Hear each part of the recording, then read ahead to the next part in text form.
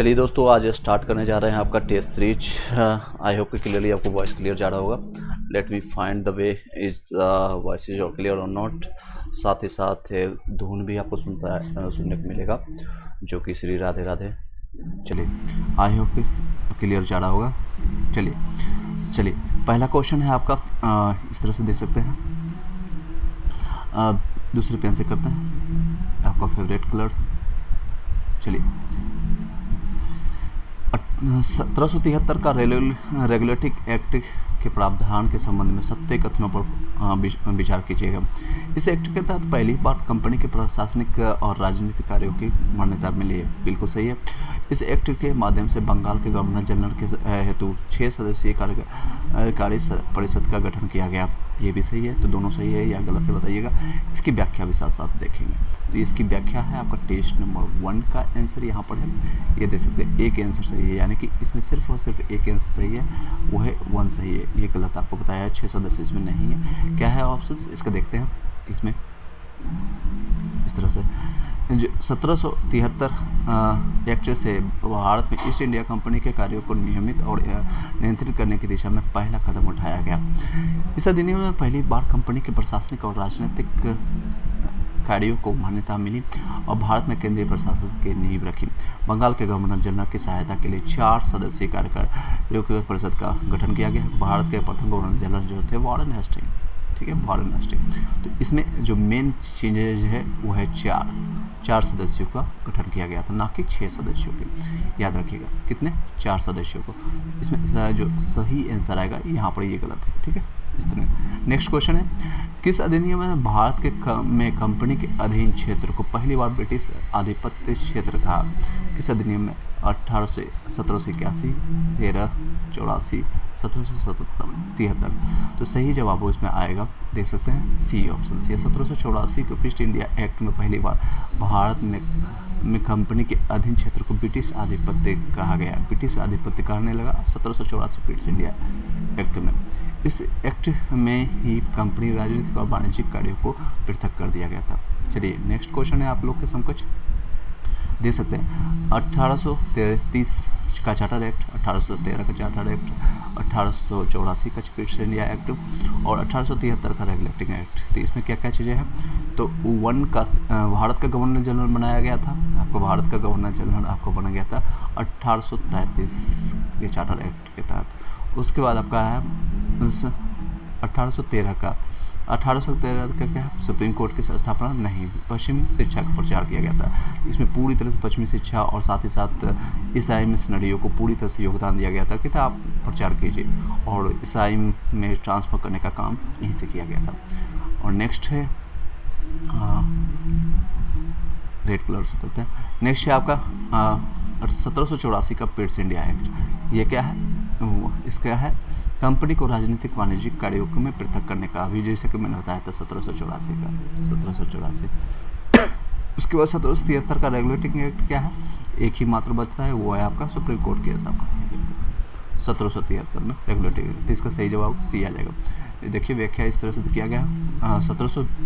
1833 का एक्ट भारत का governor general बना। 1813 का एक पश्चिमी शिक्षा का प्रचार इंग्लिश जो है या फिर मिशनरी को योग किया गया था। 1784 एक्ट के कंपनी के राजनीतिक वाणिज्यिक कार्यों को पृथक किया गया था। और 1733 में सुप्रीम कोर्ट की स्थापना की गई थी। 1733 में सुप्रीम कोर्ट की स्थापना की गई थी। चलिए, नेक्स्ट क्वेश्चन है आप लोग के समकक्ष, वो है 4th नंबर क्वेश्चन, बताइएगा। 1774 में स्थापित कोलकाता उच्च न्यायालय का मुख्य न्यायाधीश एलिजा एम्फे के अलावा अन्य न्यायाधीश कौन कौन थे? तो 4 थे टोटल, आप लोग को अभी बताया गया था 4 होंगे। तो ये आपके ऑप्शन से रॉबर्ट चैम्बर्स, लेमिस्टर, जॉन हाइट, ये तीनों थे, यानी ये ऑप्शन सी आपका सही आएगा। इसकी व्याख्या जान लेते हैं। 1773 के रेगुलेटरी एक्ट में कोलकाता में एक उच्चतम न्यायालय की स्थापना की गई। इस न्यायालय में मुख्य न्यायाधीश एलिजा एम्फे को बनाया गया था और 3 न्यायाधीश जो थे रॉबर्ट चैम्बर्स, लेमिस्टर्स और जॉन हाइट थे, ठीक है। चलिए, जय श्री श्याम। नेक्स्ट क्वेश्चन है आप लोगों के समकक्ष, तेजी से कीजिएगा। और किस अधिनियम के द्वारा भारत में शासन की द्वैत प्रणाली यानी जिसको कहते हैं which act of the dual systems of governor एबोलिश्ड in India, द्वैत शासन को समाप्त कर दिया गया था। एक्चुअली लाया किसे गया था और समाप्त किया गया था, तो आपका ऑप्शन है 13 का एक्ट, 53 का एक्ट, 58 का एक्ट और 33 का एक्ट। ये द्वैत शासन खत्म किया गया था आपका 1857 की क्रांति के बाद, तो 58 होना चाहिए। तो देख सकते हैं यस, बिल्कुल सही जवाब। 1858 एक्ट का द्वारा 1884 ब्रिटिश इंडिया के नियंत्रण बोर्ड और नियंत्रक कोर्ट को लाया गया और उसे समाप्त कर द्वैत शासन प्रणाली को समाप्त किया गया था। यानी 1858 में इस एक्ट को जो 84 में लाया गया था, नियंत्रण को उसको खत्म कर दिया गया था। चलिए दोस्तों आगे क्वेश्चन पढ़ते चलते हैं। नेक्स्ट क्वेश्चन आप लोग के समकक्ष इस तरह से पूरा क्वेश्चन करने की कोशिश करेंगे। 1861 का भारत परिषद एक्ट के बारे में कौन कौन सा कथन सही है? पोर्टफोलियो प्रणाली की शुरुआत हुई, वायसरॉय को आपातकाल में अध्यादेश जारी करने के लिए अधिकृत किया, भारत के राज्य सचिव का नया पद सृजित किया गया था। बताइए क्या हुआ था? इसके बारे में जानकारी नहीं प्राप्त है तो नहीं लगाना है, हमको ऑप्शंस नहीं लगे क्योंकि नेगेटिव मार्किंग है। तो सही जवाब इसमें ए माना गया है, यानी कि 1 और 2। पोर्टफोलियो प्रणाली की शुरुआत हुई, वायसरॉय को आपातकाल में अध्यादेश जारी करने का अधिपत्य हुआ, भारत में राज्य सचिव का नया पद सृजित नहीं हुआ था। इसकी व्याख्या देखते हैं। 1861 द्वारा अधिनियम 1859 में कैनिन लाया था। कैनिन द्वारा प्रारंभ की गई पोर्टफोलियो प्रणाली की मान्यता दी गई और वायसरॉय को आपातकाल में बिना किसी काउंसिल की संतुष्टि अध्यादेश जारी करने के लिए अधिकृत किया गया। भारत के राज्य सचिव का पद 1858 एक्स जो है द्वारा सृजित किया गया था, जो ब्रिटिश कैबिनेट के सदस्य था और अंततः ब्रिटिश संसद के प्रति उत्तरदायी था। आई होप कि क्लियर पाए होंगे। चलिए नेक्स्ट क्वेश्चन पर चलते हैं। नेक्स्ट क्वेश्चन इस तरह से 7वां नंबर, भारतीय संवैधानिक विकास में किस अधिनियम द्वारा अप्रत्यक्ष रूप से चुनाव का प्रावधान किया गया था? 1858 में, 1892 में, 1861 में, 1793 में। इसका सही जवाब होगा 1793। देखते हैं क्या आंसर है। नहीं, बिल्कुल गलत जवाब मैंने दिया है। इसका 1892 ईस्वी में होगा। 1892। तो कंटिन्यू करते हैं, फिर से बताते हैं। अब इसका 1892 एक्ट में केंद्रीय और प्रांतीय विधान परिषद के दोनों में गैर सरकारी सदस्यों को नियुक्ति के एक सीमित और परोक्ष रूप से चुनाव का प्रावधान किया। हालांकि चुनाव शब्द अधिनियम में प्रयोग नहीं हुआ था, इसे निश्चित कार्यों की सिफारिश पर की जाने की वाली नामांकन प्रक्रिया कहा गया। तो इसका सही जवाब होगा बी ऑप्शन। फिर से बताते हैं। 1800 भारतीय संवैधानिक विकास में अधिनियम द्वारा अप्रत्यक्ष रूप से चुनाव का प्रावधान किया गया था 1892 एक्ट में, 1892 इसमें। नेक्स्ट क्वेश्चन आप लोग के समकक्ष इस तरह से देख सकते हैं। चार्टर अधिनियम प्रांतीय क्या क्या चीज़ें हैं? चार्टर है 1909 का भारत परिषद एक्ट, 1919 का भारत शासन एक्ट और 1935 का भारत शासन अधिनियम। प्रांतीय स्वातंत्र्य की शुरुआत हुआ, कंपनी के व्यापार में अधिकार प्राप्त हुआ, भारत द्वैत शासन की शुरुआत हुआ। तो द्वैत शासन आपको मैंने बताया था, और उसके बाद मुसलमानों के लिए पृथक राज्य की पृथक निर्वाचन की शुरुआत हुई थी। पृथक राज्य की शुरुआत हुई थी आपका 1909 में मुसलमानों के लिए पृथक। तो बी का 4 में एक ये ऑप्शन है, एक 2 में दूसरा।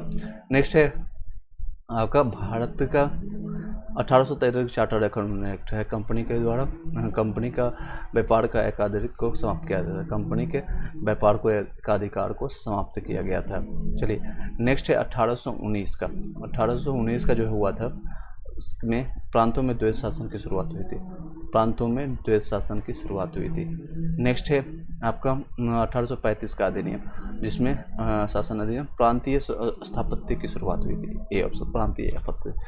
तो चार्टर एक्ट जो है मुसलमान आपका लाया गया था आपका किसमें? कंपनी के व्यापार को एकाधिकार को समाप्त करना, एकाधिकार को समाप्त करना। और 1909 में मुसलमानों के लिए पृथक शुरुआत की निर्वाचन के लिए बी ऑप्शन। तो इसका सही ऑप्शन ए माना जाएगा। व्याख्या देखते हैं। व्याख्या इस तरह से देख सकते हैं। सही जो मिलान है। 1813 का चार्टर जो कानून है कंपनी के व्यापार अधिकार को समाप्त करना। 1909 का भारत परिषद एक्ट मुसलमानों के लिए पृथक निर्वाचन की शुरुआत करना।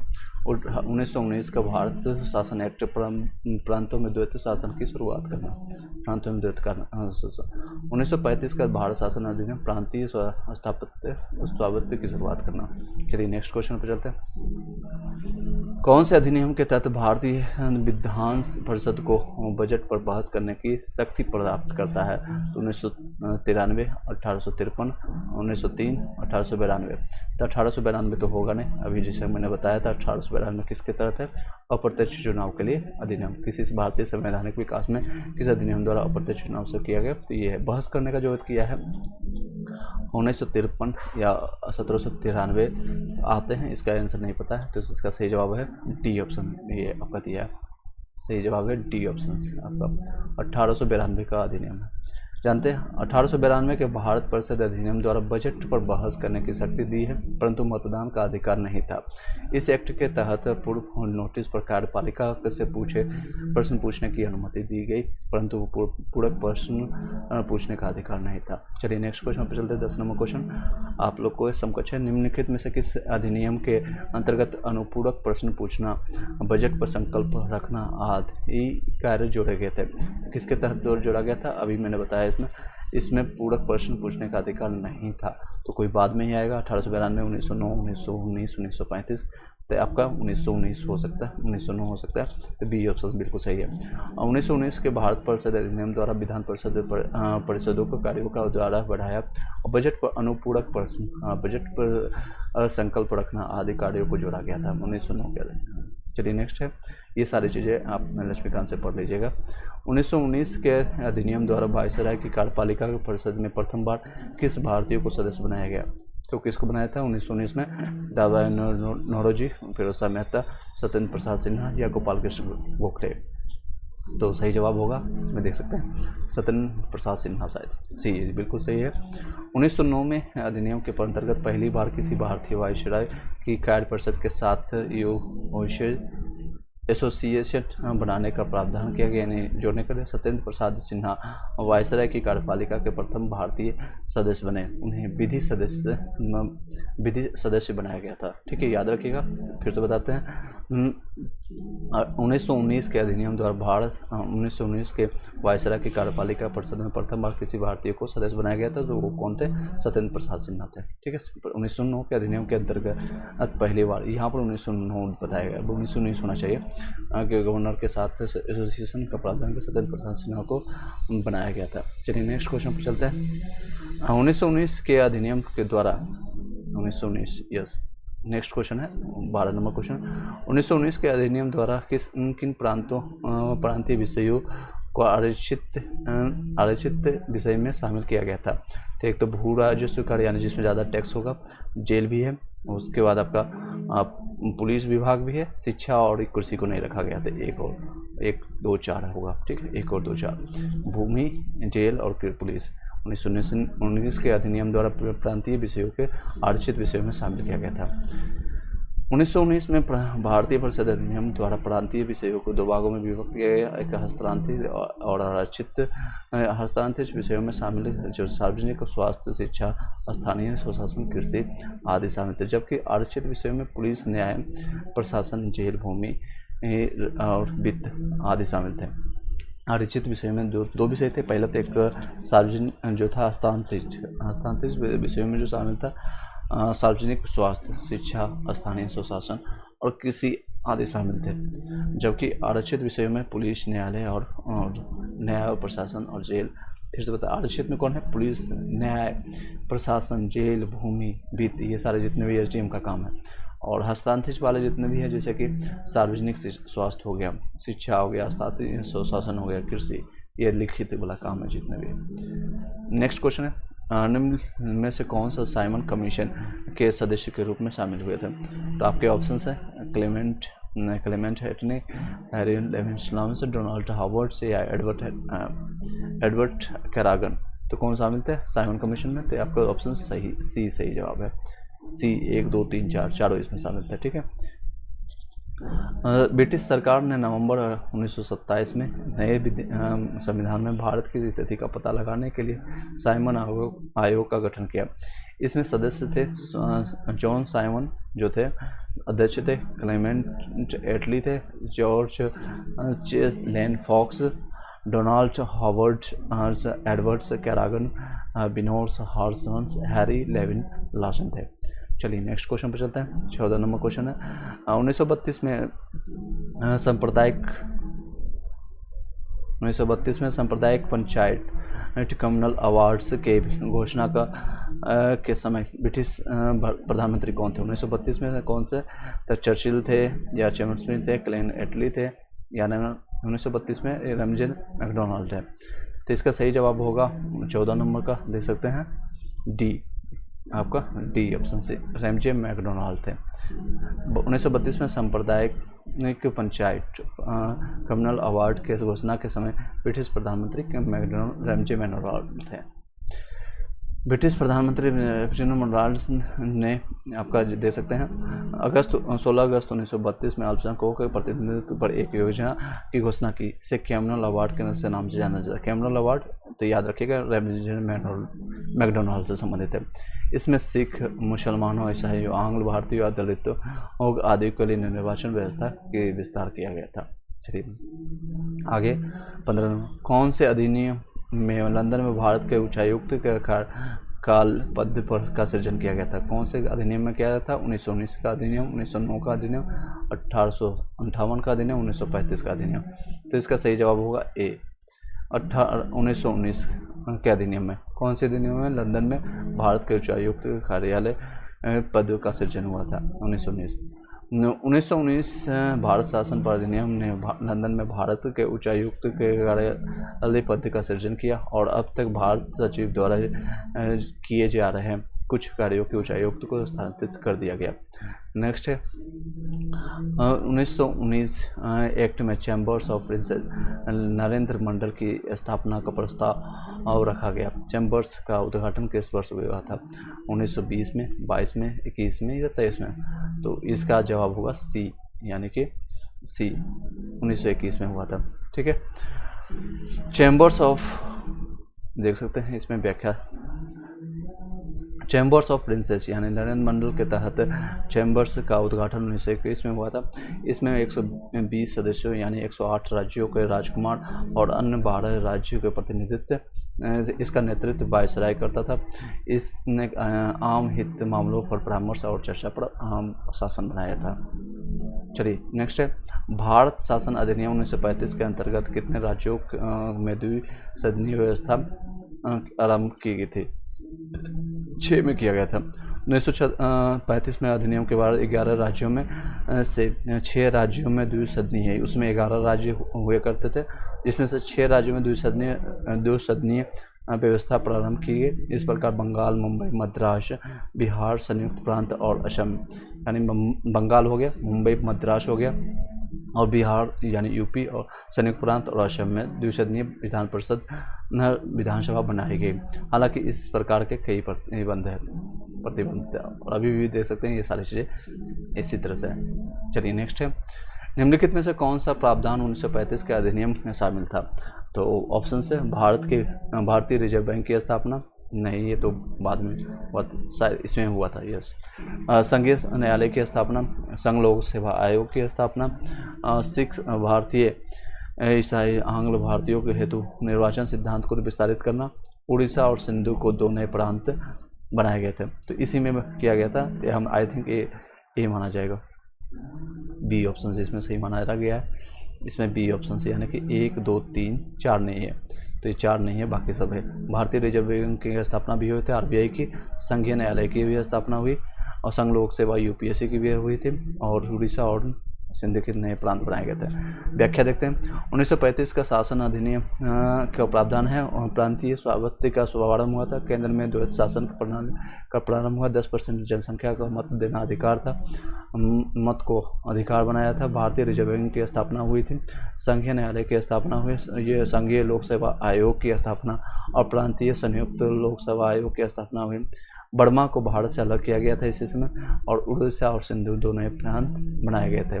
चलिए नेक्स्ट है क्वेश्चन, माउंटबेटन योजना डिकी बर्ड प्लांट कब पेश किया गया था? माउंटबेटन योजना आपको पता है 46-47 के बाद हुआ, तो कब हुआ? तो 3 जून 1947 को हुआ था।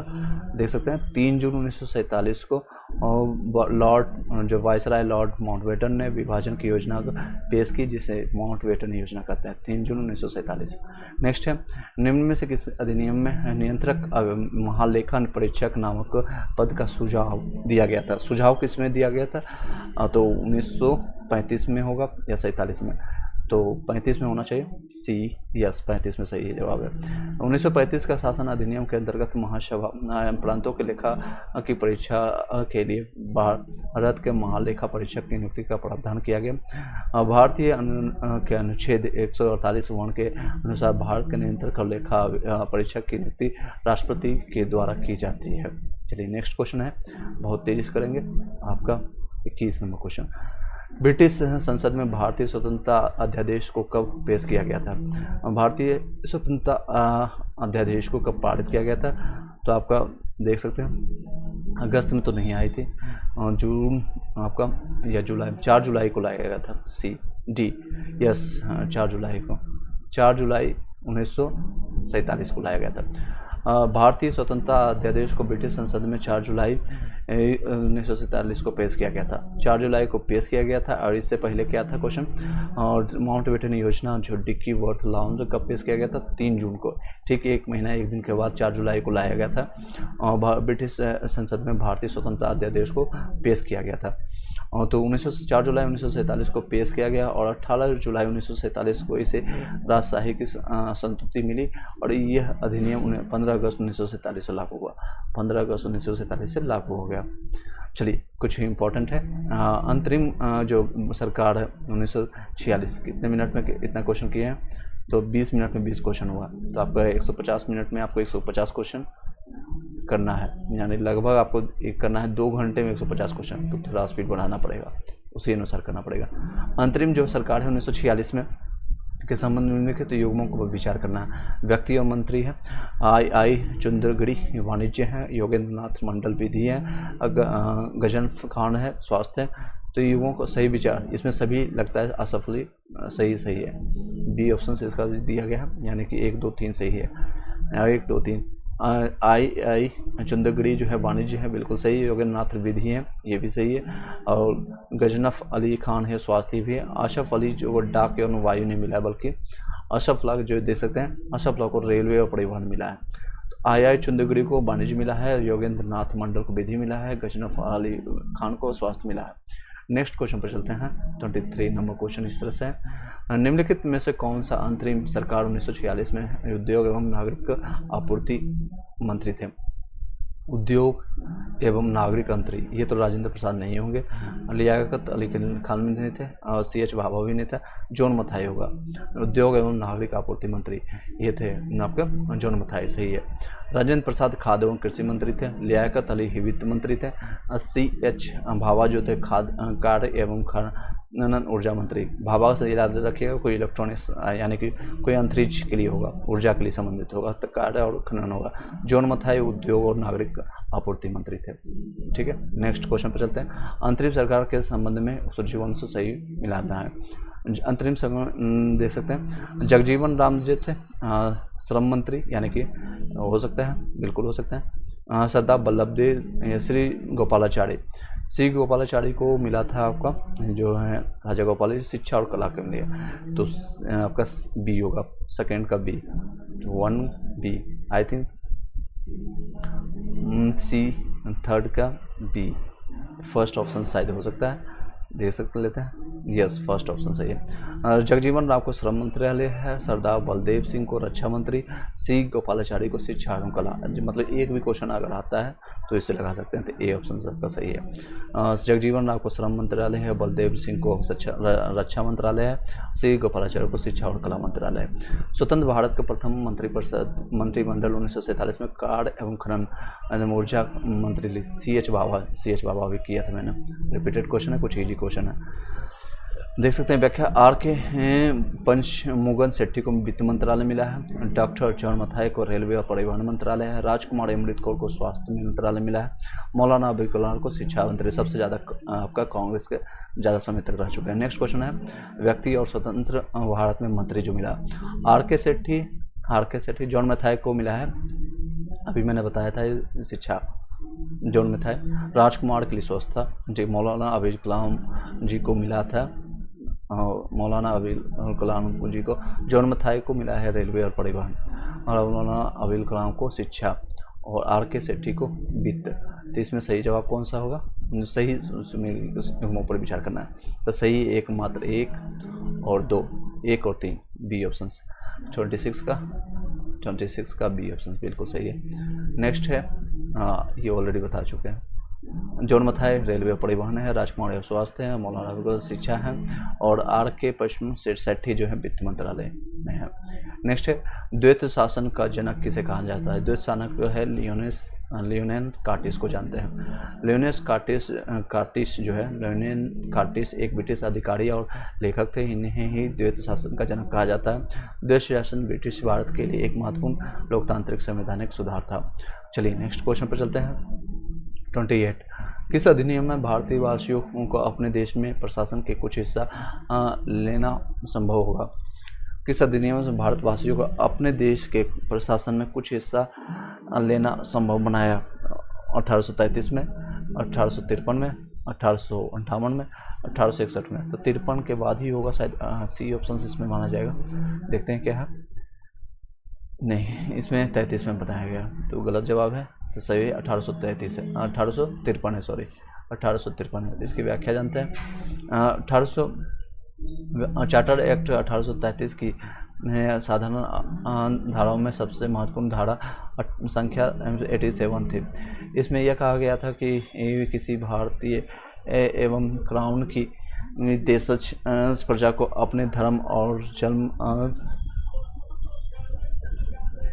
चलिए नेक्स्ट क्वेश्चन पे चलते हैं। आपका चार्टर एक्ट जो है 1833 के साधारण धाराओं में सबसे महत्वपूर्ण धारा 87 थी, जिसमें कहा गया था कि किसी भारतीय अथवा क्राउन के देशज प्रजा को अपने धर्म, जन्म एवं वंशानुगत वर्ग अथवा किसी इनमें से किसी एक कारणवश कंपनी के अधीन किसी स्थान अथवा पद अथवा सेवा के अयोग्य नहीं माना जाएगा। कालांतर में राजनीतिक आंदोलन से 1833 एक्ट की यह धारा प्रशासन में भागीदारी हेतु मुख्य आधार बनी। चलिए 1833 का नेक्स्ट क्वेश्चन है आपका। तो इसका सही जवाब होगा 1833। ए ऑप्शन आना जाएगा 1833 वाला, सॉरी ये वाले ऑप्शन। ठीक है, 1833 में यानी किस अधिनियम में भारतवासियों को अपने देश में प्रशासन के लिए कुछ हिस्सा भाग लेने के लिए बनाया गया था? Alexa volume 3। नेक्स्ट है 1946 के कैबिनेट मिशन में प्रमुख 3 सदस्य कौन कौन थे? इसमें प्रमुख सदस्य sir John Pethick, Lawrence Stafford Cripps कौन थे? या Alexander Pethick, lord Macaulay, lord Pethick, Lawrence Stafford Alexander. तो इसका सही जवाब देखते हैं। सी ऑप्शन सी इसका सही जवाब है। इसका सही जवाब है lord Pethick, Lawrence Stafford Cripps और अलेक्जेंडर थे। तो इसका नाम देख लीजिए। 3 सदस्यीय कैबिनेट मिशन जो है lord Pethick, Lawrence Stafford Cripps, A B. Alexander जो कि 24 मार्च 1946 को भारत पहुंचा। इसने अपनी योजना 16 मई 1946 को प्रकाशित किया, जिसको कहते हैं कैबिनेट मिशन में 3 प्रमुख सदस्य कौन कौन थे? तो Lord Pethick, Lawrence Stafford Cripps और अलेक्जेंडर है। ठीक है। कैबिनेट मिशन भारत कब आया था? अभी जैसे मैंने बताया था 46 में आया था।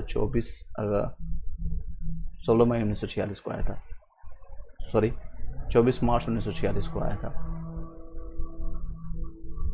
24 मार्च 1946। ठीक है, 24 मार्च 1946 को आया था।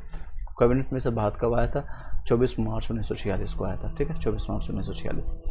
नेक्स्ट क्वेश्चन है संविधान सभा का उपाध्यक्ष किन्हें नियुक्त किया गया था? उपाध्यक्ष जो नियुक्त किया था उपाध्यक्ष सच्चिदानंद सिन्हा और एस.सी. मुखर्जी या बी.आर. अम्बेडकर, डॉक्टर अध्यक्ष जो है राजेंद्र प्रसाद थे। उपाध्यक्ष तो ये ऑप्शन तो नहीं होगा, बी ऑप्शन हो सकता है नज़दीक में। I think 31 years. 31 का ए सही माना गया है इसमें, यानी कि एस.सी. मुखर्जी और बी.टी. कृष्णाचारी को माना गया है। 11 दिसंबर 1946 को राजेंद्र प्रसाद संविधान सभा का स्थायी अध्यक्ष चुना गया। इसी तरह 25 जनवरी 1947 को एस.सी. मुखर्जी उपाध्यक्ष चुने गए थे। एस.सी. मुखर्जी जो है सत्येंद्र चंद्र मुखर्जी। बाद में सभा ने 2 उपाध्यक्ष बनाने का संकल्प लिया। तदनुसार जो है 16 जुलाई 1947 को वी.टी. कृष्णाचारी सभा के दूसरे उपाध्यक्ष चुने गए थे। तो कौन है थे पहले अध्यक्ष? जो उपाध्यक्ष थे तो संविधान सभा का उपाध्यक्ष किसे नियुक्त किया था? एस.सी. मुखर्जी और बी.टी. कृष्णमूर्ति। इंपॉर्टेंट मान लीजिएगा। नेक्स्ट है उद्देश्य प्रस्ताव को सर्वसम्मति से कब स्वीकार किया गया था? उद्देश्य प्रस्ताव को सर्वसम्मति से स्वीकार किया गया था आपका दिसंबर 46, 5 मई 1949 को, या 22 जनवरी 1947 को, या 24 जनवरी 1950 को। इसका सभी जवाब बी हो सकता है। 1946 का नहीं, गलत जवाब है इसका। 22 जनवरी 1947 को स्वीकार किया गया था सर्वसम्मति से। 23 दिसंबर 1946 को पंडित नेहरू ने उद्देश्य प्रस्ताव को पेश किया और इसे 22 जनवरी 1947 यानी लगभग आपका देख सकते हैं 22 और इधर 17 दिन आपका 31 39 दिन 40 दिन आपको लगा सम्मति स्वीकार किया गया था। तो लगभग 22 जनवरी 1947 को सम्मति से स्वीकार किया गया था। और पहली बार प्रस्तुत किसने किया? तो जवाहरलाल नेहरू ने किया था। नेक्स्ट क्वेश्चन है आपका संविधान सभा अब जब बतौर विधायिका आम कानून लागू करना बैठक करती है तब इसके अध्यक्ष कौन होते हैं? तो कौन है? सच्चिदानंद सिन्हा, जी.वी. मामलकर और राजेंद्र प्रसाद, बी.टी. सावरकर। संविधान सभा जब बतौर विधायिका है आम कानून लागू बैठक करती है, इसके अध्यक्ष जो है जी.वी. मामलकर होते हैं। जी.वी. मामलकर। संविधान सभा को मुख्यतः 2 कार्य सौंपे गए थे। एक था स्वतंत्र भारत के लिए संविधान बनाना और दूसरा था भारत के आम कानून लागू करना। इस प्रकार की संविधान सभा जो स्वतंत्र भारत की पहली संसद बनी। जब भी इस सभा के बैठक संविधान सभा के रूप में होती थी, इसका अध्यक्ष डॉक्टर राजेंद्र प्रसाद करते थे। जब बैठक बतौर विधायिका होती थी तब इसकी अध्यक्षता जी.वी. मामलकर करते थे। यानी जब भी बैठक संविधान सभा के रूप में होती थी तो अध्यक्ष राजेंद्र प्रसाद थे, और जब बैठक जो है बतौर विधायिका के टर्म में हो, याद रखिएगा किसके टर्म में? तो विधायिका के टर्म में हो तो उसके रहेंगे जी.वी. मामलकर रहेंगे। और जब भी बैठक होगी संविधान सभा के रूप में होगी, संविधान सभा के रूप में तो राजेंद्र प्रसाद रहेंगे, विधायिका के रूप में जी.वी. मामलकर याद रहेगा। ठीक है, नेक्स्ट क्वेश्चन पर चलते हैं। तो जी.वी. मामलकर। प्रारूप समिति का गठन कब किया गया था? प्रारूप समिति का गठन आपका डेट के साथ बताना है, 47 में और 48 में। और प्रारूप समिति का गठन आपका 26 नवंबर 1947 को हुआ है, शायद देख सकते नहीं, गलत है इसमें। 29 अगस्त 1947 को हुआ है, 29 अगस्त 1947 को। सी ऑप्शन इसका सही है। संविधान सभा की समितियों में सबसे ज़्यादा महत्वपूर्ण प्रारूप समिति है। इसका गठन 29 अगस्त 1947 को हुआ था। यह समिति वह समिति था जिसे संविधान का प्रारूप तैयार करने की जिम्मेदारी सौंपी गई थी। इसमें 7 सदस्य थे। बी.आर. अम्बेडकर अध्यक्ष थे। एन. गोपाल स्वामी अयंकर थे। अल्लाह कृष्ण स्वामी अय्यर, डॉक्टर A.K. मुंशी, सैयद मोहम्मद साइदुल्लाह था, एन. माधवराव थे, टी.टी. कृष्णाचारी थे। नेक्स्ट क्वेश्चन पर चलते हैं। 35 निम्नलिखित में से कौन प्रारूप समिति के सदस्य थे? कौन थे आपके? A.T. अभी मैंने बताया था अभी सातों का नाम। K. मुंशी थे, बिल्कुल थे, और N. माधवराव भी ये भी थे, और S.C. मुखर्जी नहीं थे, ये दोनों में थे। तो बी आपका इसका सही जवाब माना जाएगा। देख सकते हैं इसकी व्याख्या इस तरह से है। इसकी व्याख्या आपको 34 में देख सकते हैं। तो 34 को फिर से हम बता देते हैं। 34 की व्याख्या हम बता देते हैं। इसमें 7 सदस्य थे। सातों कौन कौन थे आपका? बी.आर. अम्बेडकर अध्यक्ष थे, एन. गोपाल स्वामी अयंकर और अल्लाह कृष्ण स्वामी अय्यर थे, डॉक्टर K. मुंशी थे, सैयद मोहम्मद सादुल्लाह थे, एन. माधवराव थे, टी.टी. कृष्णाचारी थे। ये 7 लोग थे। बी.आर. अम्बेडकर, एन. गोपाल स्वामी अयंकर, अल्लाह कृष्ण थे, इसके बाद स्वामी अयंकर थे, डॉक्टर ए के एम मुंशी थे, सैयद मोहम्मद सैदुल्ला था, एन माधुरा, टी डी कृष्णमूर्ति थे। चलिए नेक्स्ट क्वेश्चन पर चलते हैं। और समिति और उसके संबंध में चुना है जेबी कृपलानी प्रांतीय मौलिक प्रक्रिया क्या है? सरदार पटेल मौलिक प्रांतीय अल्पसंख्यक डॉक्टर राजेंद्र प्रसाद मौलिक अधिकारों के प्रक्रिया नियम समिति के लिए, या एस एन मुखर्जी दे सकते हैं सरदार पटेल। इसमें कोई भी जानकारी नहीं प्राप्त है, इसका सही जवाब आप देख लीजिए। सही जवाब सी है, सी है, यानी कि ये दे सकते हैं 1 का सी, यानी कि जेबी कृपलानी मौलिक अधिकारों के उप समिति थे। उसके बाद आपका डॉक्टर राजेंद्र प्रसाद प्रक्रिया नियम के समिति थे। और उसके बाद 3A यानी कि SC मुखर्जी जो अल्पसंख्यक समिति थे। सरदार पटेल आपके प्रांतीय संविधान के समिति के थे। जेबी कृपलानी जो थे मौलिक अधिकार के उप समिति थे। डॉक्टर राजेंद्र प्रसाद प्रक्रिया नियम समिति के थे। SC मुखर्जी अल्पसंख्यक उप सभापति के थे। और सरदार पटेल आपके प्रांतीय संविधान समिति के अध्यक्ष थे। चलिए नेक्स्ट है the constitution as settled by the assembly be passed प्रस्ताव संविधान के सभा में किसने प्रस्तुत किया था? तो बताइए किसने किया था? B.R. अम्बेडकर, B.N. राव। तो ये B.R. अम्बेडकर ने किए होंगे। यस भी संविधान सभा में the constitution as settle by the assembly be passed doctor B.R. Ambedkar द्वारा प्रस्तुत किया गया था। नेक्स्ट है संविधान सभा का कानून सलाहकार के रूप में किसे चुना गया था? कानून सलाहकार के रूप में V.N. राव के रूप में चुना गया था। V.N. राव जो संविधान सभा के लिए संवैधानिक सलाहकार, कानूनी सलाहकार के रूप में नियुक्त किया गया था। चलिए नेक्स्ट क्वेश्चन पर चलते हैं। किसने संविधान सभा को हिंदुओं का निकाय कहा गया था? तो इसको ग्रेनली ऑस्टिन ने कहा था, सॉरी बी ऑप्शन ने कहा, लॉर्ड विस्काउंट ने कहा था, लॉर्ड विस्काउंट ने कहा था हिंदुओं का निकाय कहा था, यानी कि तोड़ने के लिए। कुछ आलोचकों के अनुसार संविधान सभा में हिंदुओं का वर्चस्व था। लॉर्ड विस्काउंट ने हिंदुओं का निकाय कहा। इसी प्रकार विंस्टन चर्चिल ने टिप्पणी की कि संविधान सभा के भारत के केवल एक बड़े समुदाय का प्रतिनिधित्व किया है। इसी प्रकार ग्रीन बिले ऑस्टिन ने टिप्पणी की कि संविधान सभा एक दलीय देश का एक दलीय निकाय है। कांग्रेस ही सभा ही कांग्रेस है और कांग्रेस ही सभा भारत है, ऐसा इन्होंने कहा था। याद रखिएगा, फिर से बता दें हैं लॉर्ड हिंदुओं का वर्चस्व था, लॉर्ड विंस्टन ने कहा था। और इसी प्रकार विंस्टन चर्चिल ने कहा था कि संविधान सभा ने भारत के केवल एक बड़े समुदाय का है। इसी प्रकार ग्रीनबेल ऑस्टिन ने कहा था कि संविधान सभा एक दलीय देश का सदस्य है और सभी एक सभा ही कांग्रेस और कांग्रेसी सभा है। चलिए नेक्स्ट क्वेश्चन पर चलते हैं। संविधान सभा ही कांग्रेस है और कांग्रेसी सभा है, किसने कहा था? अभी मैंने बताया था, ऑल्डन ग्रेनबिल ऑस्टिन ने कहा है। 14 सेम नेक्स्ट क्वेश्चन पर चलते हैं। संविधान सभा के संदर्भ में निम्नलिखित कथनों पर विचार कीजिए। ठीक है, पहला आपका संविधान सभा का प्रतीक हाथी था, बिल्कुल सही है। संविधान सभा का बनाने में 67 लाख रुपए खर्च हुआ था, ये गलत है। HBR एंकर संविधान सभा के सचिव थे, बिल्कुल ये सही है। तो फर्स्ट सही है इसका, ए ऑप्शन 42 का ए। संविधान सभा के निर्माण में 64 लाख रुपये खर्चा हुआ, ना कि 67 लाख। ठीक है, 64 लाख रुपये खर्चा हुआ था और इसे 2 साल 11 महीना 18 दिन का समय लगा था। ठीक है, 2 साल 11 महीना 18 दिन का समय लगा था। नेक्स्ट है संविधान सभा में कुल कितनी महिलाएं शामिल थी? उसमें कितने महिलाएं शामिल थी? तो ऑप्शंस इसका सही जवाब होगा 15 महिलाएं शामिल थी। ठीक है, 15। संविधान सभा में कुल 15 महिलाएं शामिल थी जिन्होंने संविधान सभा में महत्वपूर्ण भूमिका निभाई थी। नेक्स्ट क्वेश्चन है संविधान सभा में बिहार राज्य से कितने सदस्य शामिल थे? तो बिहार राज्य से आपके 32 थे। ठीक है, 32 नहीं 36 इसमें शामिल थे, गलत है। तो इसमें बिहार राज्य से कितने शामिल थे? तो 36 शामिल थे। भारतीय संविधान में राज्यवार सदस्यता में बिहार से कुल 36 सदस्य शामिल थे।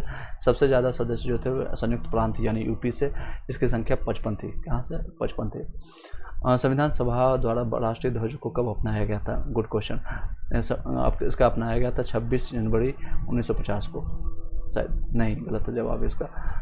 22 जुलाई 1947 को अपनाया गया था, 22 जुलाई 1947 को। संविधान सभा द्वारा राष्ट्रीय ध्वज को कब अपनाया गया था? 22 जुलाई 1947, 22 जुलाई 1947, 22 जुलाई 1947। संविधान सभा द्वारा 22 जुलाई 1947 को राष्ट्रीय ध्वज को अपनाया गया। नेक्स्ट क्वेश्चन पर चलते हैं। 1937 में स्थापित संघीय न्यायालय के प्रथम मुख्य न्यायाधीश कौन थे? तो मुख्य न्यायाधीश कौन थे इसके? तो सही जवाब इसमें आ जाएगा डी, मैरिस ग्लेवर थे। 1937 में स्थापित संघीय न्यायालय के प्रथम मुख्य न्यायाधीश कौन थे? तो मैरिस ग्लेवर थे। बताते हैं 1935 में के अधिनियम के अंतर्गत 1 अक्टूबर 1937 को स्थापित भारत के संघीय न्यायालय के प्रथम मुख्य न्यायाधीश मैरिस गैबलर थे। कौन थे? मैरिस गैबलर थे। नेक्स्ट क्वेश्चन पर चलते हैं, 46 नंबर। किसने स्वतंत्रता पूर्व संविधान निर्माती सभा का विचार प्रस्तुत किया था? तो इसका विचार किसने किया, प्रस्तुत किया था? सरदार पटेल, एम एन रॉय, सी राजागोपाल, जवाहरलाल नेहरू। इसका सही जवाब होगा एम एन रॉय। यस, 1934 में भारत संविधान सभा का विचार एम एन रॉय ने दिया था। एम एन रॉय, ठीक है, एम एन रॉय इसका सही जवाब है। निम्नलिखित में से किसके द्वारा निर्वाचित संविधान सभा द्वारा भारत के संविधान का निर्माण करने का प्रस्ताव पेश किया गया था? तो Bharat Simon commission, British cabinet मंत्री द्वारा, क्रिप्स मिशन द्वारा, या भारत शासन अधिनियम 1935? आपका बी ऑप्शन इसका होगा, सॉरी डी इसका होगा 47 का डी, क्रिप्स मिशन के तहत होगा डी ऑप्शन। कितना गलत हो रहा है देख सकते हैं। किस अधिनियम किसके द्वारा निर्वाचित संविधान सभा द्वारा भारत के संविधान का निर्माण करने का प्रस्ताव पेश किया गया था? क्रिप्स मिशन के द्वारा किया गया था। एक निर्वाचित संविधान सभा द्वारा भारत के संविधान निर्माण कर प्रस्ताव सर्वप्रथम क्रिप्स मिशन 1942 में द्वारा किया गया था। भारत छोड़ो आंदोलन बीसीसी में हुआ था क्रिप्स मिशन। चलिए नेक्स्ट है 48। किस अधिनियम द्वारा संवैधानिक निरंकुशता का सिद्धांत प्रवृत्त किया गया था? संवैधानिक निरंकुशता तो 1892, 1919, 1935 या भारतीय स्वतंत्रता अधिनियम 1947? तो किसके द्वारा संवैधानिक निरंकुशता का सिद्धांत प्रवृत्त किया गया था? तो 1935 होना चाहिए, सी यस। 1935 का अधिनियम ब्रिटिश संसद द्वारा पारित सर्वाधिक विस्तृत और व्यापक अधिनियम था। इसी अधिनियम के अंतर्गत संवैधानिक निरंकुशता का सिद्धांत को प्रवृत्त किया गया था, ठीक है, 1935 में। चलिए नेक्स्ट है अंतरिम सरकार 1946 में कार्यकारी परिषद के उपाध्यक्ष कौन थे? तो कार्यकारी परिषद के अध्यक्ष 1946 में कौन थे? तो सच्चिदानंद सिन्हा या फिर अंतरिम सरकार के लिए सच्चिदानंद सिन्हा होंगे, डी। कौन से क्वेश्चन है? 49 का बी, सॉरी। इसके कार्यकारी परिषद के अध्यक्ष उपाध्यक्ष थे जवाहरलाल नेहरू, बी ऑप्शन होगा। अंतरिम सरकार की घोषणा 24 अगस्त 1946 को हुई। 2 सितंबर 1946 को भार संभालेगी। वायसराय इस अंतरिम कार्यकाल में कार्यकारी परिषद के अध्यक्ष थे, वायसराय जो थे, और तथा जवाहरलाल नेहरू को परिषद का उपाध्यक्ष और उपसभापति बनाया गया था। तो वायसराय ही थे उसके अध्यक्ष। अंतरिम सरकार की जो घोषणा हुई थी 24 अगस्त 1946 को हुई थी। 2 सितंबर 1946 को कार्यभार संभालेगी, 1946 को, यानी कि कुछ दिनों के बाद, 8 दिनों के बाद। वायसराय जो अंतरिम सरकार में कार्यकारी परिषद के अध्यक्ष थे और उपाध्यक्ष जिसको और उपसभापति जवाहरलाल नेहरू को बनाया गया था। तो बी ऑप्शन इसका सही होगा। अंतरिम सरकार 1946 को कार्यकारी परिषद के उपाध्यक्ष जवाहरलाल नेहरू, ठीक है।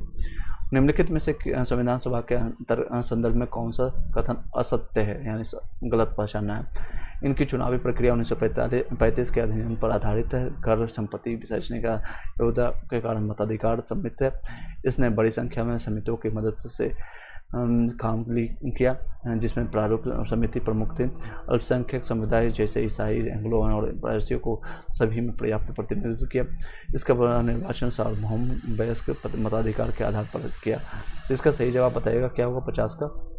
डी ऑप्शन से। ये असत्य है, डी ऑप्शन, बाकी सारे सही है। निर्वाचन प्रक्रिया जो हुई 1935 के अधिनियम पर आधारित थी। कर संपत्ति और शैक्षणिक योग्यता के कारण मताधिकार समिति, बिल्कुल सही है। और इसने बड़ी संख्या में समितियों की मदद से काम लिया, जिसमें से प्रारूप समिति प्रमुख थी। अल्पसंख्यक समुदाय जैसे ईसाई, एंग्लो इंडियन और पारसियों को सभी में पर्याप्त प्रतिनिधित्व मिला, ये भी सही है।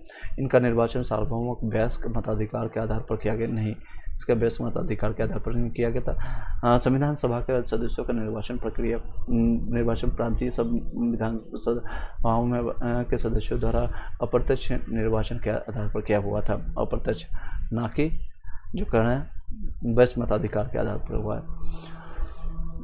ना कि सार्वभौमिक वयस्क मताधिकार के प्रत्यक्ष निर्वाचन द्वारा है, अप्रत्यक्ष हुआ था।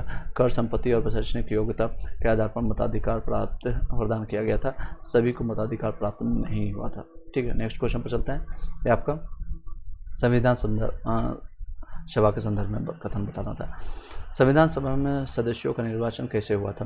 प्रत्यक्ष जनता द्वारा, कांग्रेस के नामांकन द्वारा, राज्यों के शासकों से नामांकन द्वारा, प्रांतीय विधानसभा द्वारा। तो प्रांतीय विधानसभा द्वारा होगा, डी ऑप्शन इसका सही जवाब होगा। 50 वाला देख सकते हैं, ये प्रांतीय विधानसभा द्वारा। संविधान सभा की प्रथम बैठक की अध्यक्षता किसने की थी? तो डॉक्टर सच्चिदानंद सिन्हा ने किया था। इजी क्वेश्चन है। 9 दिसंबर 1946 को संविधान सभा की पहली बैठक की अध्यक्षता अस्थायी अध्यक्ष डॉक्टर सच्चिदानंद सिन्हा जो वृद्ध थे इनको बनाया गया था। उसके 2 दिन के बाद 11 दिसंबर 1946 को द्वितीय बैठक के सभा के ने राजेंद्र प्रसाद को निर्विरोध संविधान सभा के अस्थायी अध्यक्ष के रूप में चुना गया था, और दोनों बिहार से ही थे। नेक्स्ट क्वेश्चन पर चलते हैं। संविधान सभा के प्रथम मनोनीत उपसभापति यानी उपाध्यक्ष कौन थे? तो मनोनीत थे वी.डी. कृष्णमूर्ति, फ्रैंक एंथोनी, या एच.सी. मुखर्जी, या विलियम बूट। पता नहीं, इसका सही जवाब होगा सी, यह है फ्रैंक एंथोनी को बनाया जाता है। संविधान सभा का प्रथम मनोनीत किसी बाहर को ही करेंगे, मनोनीत उपसभापति जो था फ्रैंक एंथोनी था। संविधान सभा के प्रथम अस्थायी उपाध्यक्ष फ्रैंक एंथोनी को थे, जिन्हें 9 दिसंबर 1946 को अस्थायी अध्यक्ष सच्चिदानंद सिन्हा द्वारा मनोनीत किया गया था।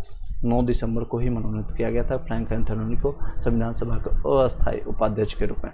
अध्यक्ष तो खुद बने थे सच्चिदानंद सिन्हा, और अध्यक्ष उपाध्यक्ष बनाया गया था फ्रैंक एंथोनी को। बाद में एस.सी. मुखर्जी संविधान सभा के पहले अस्थायी उपाध्यक्ष बने। एस.सी. मुखर्जी जो थे पहले अस्थायी मुखर्जी रहे थे। एस.सी. मुखर्जी पहले अस्थायी उपाध्यक्ष रहे थे, राजेंद्र प्रसाद के बाद यही थे। ठीक है, मुखर्जी जी। संविधान सभा के किस बैठक में पंडित नेहरू द्वारा उद्देश्य प्रस्ताव पेश किया गया था? पहली, दूसरी, तीसरी में किया गया था सर, देख सकते हैं। नहीं, ये 5वीं में किया गया, 5वीं में किया गया था। 5वीं बैठक में किया गया था। 13 दिसंबर 1946 को संविधान सभा के प्रथम सत्र की 5वीं बैठक में पंडित नेहरू ने उद्देश्य प्रस्ताव पेश किया, जिसने संविधान के निर्माण के लिए सटीक दर्शन एवं मार्गदर्शक सिद्धांत प्रदान किए, और बाद में भारत के संविधान की प्रस्तावना का रूप दिया। नेक्स्ट क्वेश्चन पर चलते हैं। अपनी राष्ट्रवादी प्रक्रिया में भारत के संविधान के निर्माताओं ने अल्पसंख्यक को हितों तथा भावनाओं के महत्व को कम करके आका। चर्चिल या वास्टिन, आइवर जेनिस या मॉरिसन है। तो आइवर जेनिस ने कहा था, अपनी राष्ट्रवादी प्रक्रिया में भारतीय संविधान के निर्माताओं ने अल्पसंख्यकों के हितों और भावनाओं के लिए यानी SC/ST के लिए कम करके आका है, वो आइवर जेनिस ने कहा था। प्रस्तुत कथन आइवर जेनिस का था। उनका मानना था कि भारतीय संविधान निर्माताओं ने भारतीय संघ में अल्पसंख्यक हितों और भावनाओं को महत्व को न्यूनतम रखने का प्रयास किया गया। चलिए नेक्स्ट क्वेश्चन पर चलते हैं। संविधान सभा द्वारा स्थापित मौलिक अधिकारों और अल्पसंख्यकों के हेतु सलाहकार समिति के अध्यक्ष कौन थे? सलाहकार समिति के अध्यक्ष थे सरदार पटेल। सलाहकार जो थे अल्पसंख्यकों के हेतु, अभी मैंने बताया था इसको क्वेश्चन रिपीटेड है। अल्पसंख्यकों के हेतु सलाहकार समिति के अध्यक्ष कौन थे? तो सरदार पटेल, इसका सही जवाब होगा। अल्पसंख्यक जो है सरदार पटेल को जो थे सरदार वल्लभ भाई पटेल संविधान सभा द्वारा स्थापित मौलिक अधिकारों और अल्पसंख्यक हेतु सलाहकार समिति के अध्यक्ष थे, जबकि इनकी उपसमितियों में मूल अधिकार उपसमितियों के अध्यक्ष JB कृपलानी और अल्पसंख्यक उपसभापति के अध्यक्ष H.C. मुखर्जी थे। याद रखिएगा, फिर से बता देते हैं।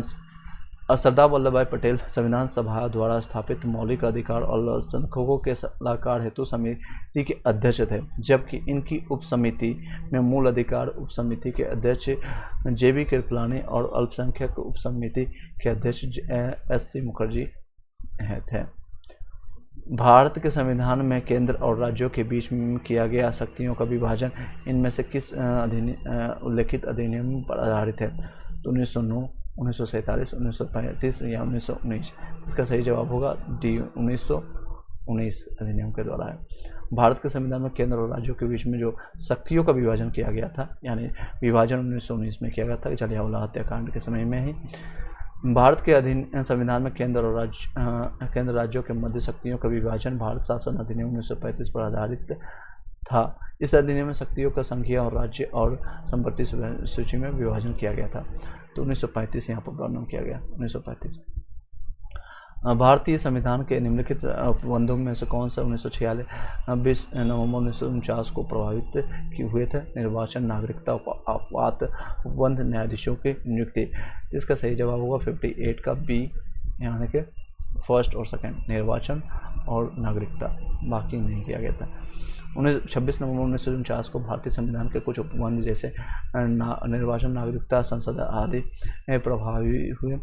संविधान के शेष प्रावधान जो हुए थे 26 जनवरी 1950 को हुए थे। तो 26 नवंबर 1949 को सिर्फ निर्वाचन और नागरिकता में, बाकी सब चीज़ें हुए थे 26 जनवरी 1950 को। केंद्रीय विधानसभा के निम्नलिखित में से कौन से निर्वाचन भारत शासन अधिनियम 1919 के तहत हुआ था? तो 1937 क्या हुआ था? इसका सही जवाब है डी, यानी कि एक और सी। 1926 हुआ था और 1945। इसकी व्याख्या जानते हैं। प्रसंगत जो वर्षों में से 1926 और 1945 का केंद्रीय विधानसभा चुनाव और भारत शासन अधिनियम 1919 के तहत हुआ था। प्रारूप समिति के मूलतः एकमात्र कांग्रेसी सदस्य कौन थे? एकमात्र कांग्रेसी सदस्य कौन थे? Doctor K M. Munshi, Satyanarayan Sinha, doctor Rajendra Prasad, V T. Krishnacharya. इसका सही जवाब होगा सी, 60 का सी, यानी डॉक्टर के.एम. मुंशी थे। प्रारूप समिति के मूलतः एकमात्र कांग्रेसी सदस्य तो कौन थे? Doctor K M. मुंशी थे। 29 अगस्त 1947 को गठित प्रारूप समिति के एकमात्र कांग्रेसी सदस्य डॉक्टर के.एम. मुंशी थे। नेक्स्ट क्वेश्चन है, कौन से 60 मिनट 50 में हो गया। कौन से युग में सही निम्नलिखित है? Varnish federalism, Granville, Austin cooperative of federalism और क्या है? इसका सही जवाब देखते हैं। व्याख्या ए सही है इसमें। तो केवल 3 जिसका सही, फेडरेशन विद द सेंट्रलाइजेशन आपका आइवर जोनिस के द्वारा सही है। इसकी व्याख्या देते हैं। वॉर्लिंग्स फेडरेशन जो है मॉरिस जोन्स का है। कोऑपरेटिव फेडरलिज्म जो है ग्रेनविल ऑस्टिन का है। Federation with the centralisation tendency जो है आइवर और जेनिक्स का है। नेक्स्ट क्वेश्चन पे चलते हैं। 62 किस मामले और बाद में सर्वोच्च न्यायालय ने कहा था कि भारतीय संविधान की नींव मौलिक अधिकारों और नीतियों इन निर्देशक तत्वों सिद्धांतों पर किया गया है? तो इसका बेरूबादीवाद या मिर्वा बिल्सवाद, तो मिर्वा बिल्सवाद के तहत किया गया था। मिर्वा बिल्सवाद 1980 में किया गया था। किस संविधान संशोधन द्वारा मतदान करने की उम्र जो है 21 साल से कट करके 18 कर दिया गया था? ये आपका 61वां अधिनियम 1989 में किया गया था और ये कांग्रेस का समय में हुआ था और इसके कांग्रेस के प्रचार में भी ये व्यक्तित्व किया गया था। इसकी व्याख्या देख लीजिए। वर्ष 1989 में 61वें संविधान संशोधन अधिनियम 1988 के द्वारा मतदान की उम्र जो है 21 से घटा करके 18 कर दिया गया है। नेक्स्ट क्वेश्चन है इस तरह से, किसने भारतीय संविधान को वकीलों का स्वर कहा था? वकीलों का स्वर किसने कहा था? तो इसको कहा था सी, यानी कि आइवर जेनिस ने कहा था। आइवर जेनिस ने संविधान सभा को वकीलों का स्वर कहा। नेक्स्ट 65 नंबर क्वेश्चन, कौन से वर्ष में सहकारी समितियों को संवैधानिक दर्जा और संरक्षण प्रदान किया गया था? तो कौन सा किया गया था? 2011 में किया गया था। ठीक है, 2011 में। 97वां संविधान संशोधन अधिनियम 2011 में सहकारी समिति की संवैधानिक दर्जा और संरक्षण प्रदान किया गया। इसने संविधान में एक नया भाग 9B जोड़ा गया है। चलिए नेक्स्ट क्वेश्चन चलते हैं। किस संविधान संशोधन द्वारा मूल उक्ति आंतरिक उपद्रव को सशक्त विद्रोह कहा गया है? तो ये 44वां संविधान संशोधन द्वारा कहा गया।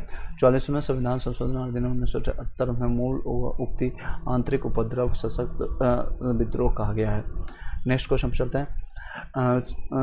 अनुसूची है, ये दे सकते हैं और इसमें हम व्याख्या करना है। तो भाग 8 है। भाग 8 क्या है? तो अनुसूचित जनजाति के संदर्भ में है। उसके बाद आपका भाग 10 है, संघ राज्य क्षेत्र है। उसके बाद आपका भाग आपका 14 को है, अधिकरण है। भाग आपका 16 है कुछ वर्गों में से संबंधित विशेष प्रावधान है। तो इसका सही जवाब आपका सही जवाब इसका सी होगा, सी। ठीक है, देखते हैं इसमें 8 भाग 8 में राज्य क्षेत्र है, भाग 10 है अनुसूचित जनजाति क्षेत्र है, और 14 को है अधिकरण का, और 16 है आपका कुछ वर्गों से संबंधित प्रावधान है। नेक्स्ट है आपका देख सकते हैं 68 सही निम्नलिखित है आपका 68। भाग आपका 19 से खो है सहकारी समिति है, बिल्कुल सही है। आपका आपाद उपबंध इसमें है 26 नहीं, ये गलत है। आपका 28 आपका 10 15 18 राजभाषा ये भी सही है। 20वां है संविधान संशोधन नहीं, 20वां संविधान संशोधन नहीं है, 61 फॉर्म किया गया था। तो इसका 1 और 4 नहीं, इसमें संविधान संशोधन 20वां में किया गया है, सही देख लेते हैं इसमें।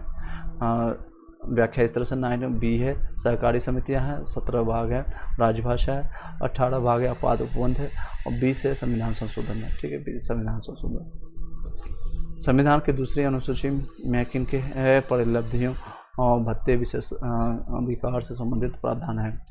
राष्ट्रपति है, राज्य संघ के मंत्री है, राज्य विधानसभा अध्यक्ष है, नियंत्रक एवं महालेखा परीक्षक है। कौन कौन सा है? तो 69 नंबर का आंसर आ जाएगा बी, 1/3 बी, यानी राष्ट्रपति है, फिर उसके बाद आपका राज्य विधानसभा अध्यक्ष है, उसके बाद आता है नियंत्रक महालेखा एवं महालेखा परीक्षक है। तो 1/3 और 4 है। ठीक है, इसकी व्याख्या देख लेते हैं। क्वेश्चन क्या है, संविधान के दूसरी अनुसूची में किनके परिलब्धियों भत्ते इस अधिकार से संबंधित प्रावधान है। तो दूसरी अनुसूची आपका परिलब्धियों पर भत्ते विशेषाधिकार और इससे संबंधित शामिल है।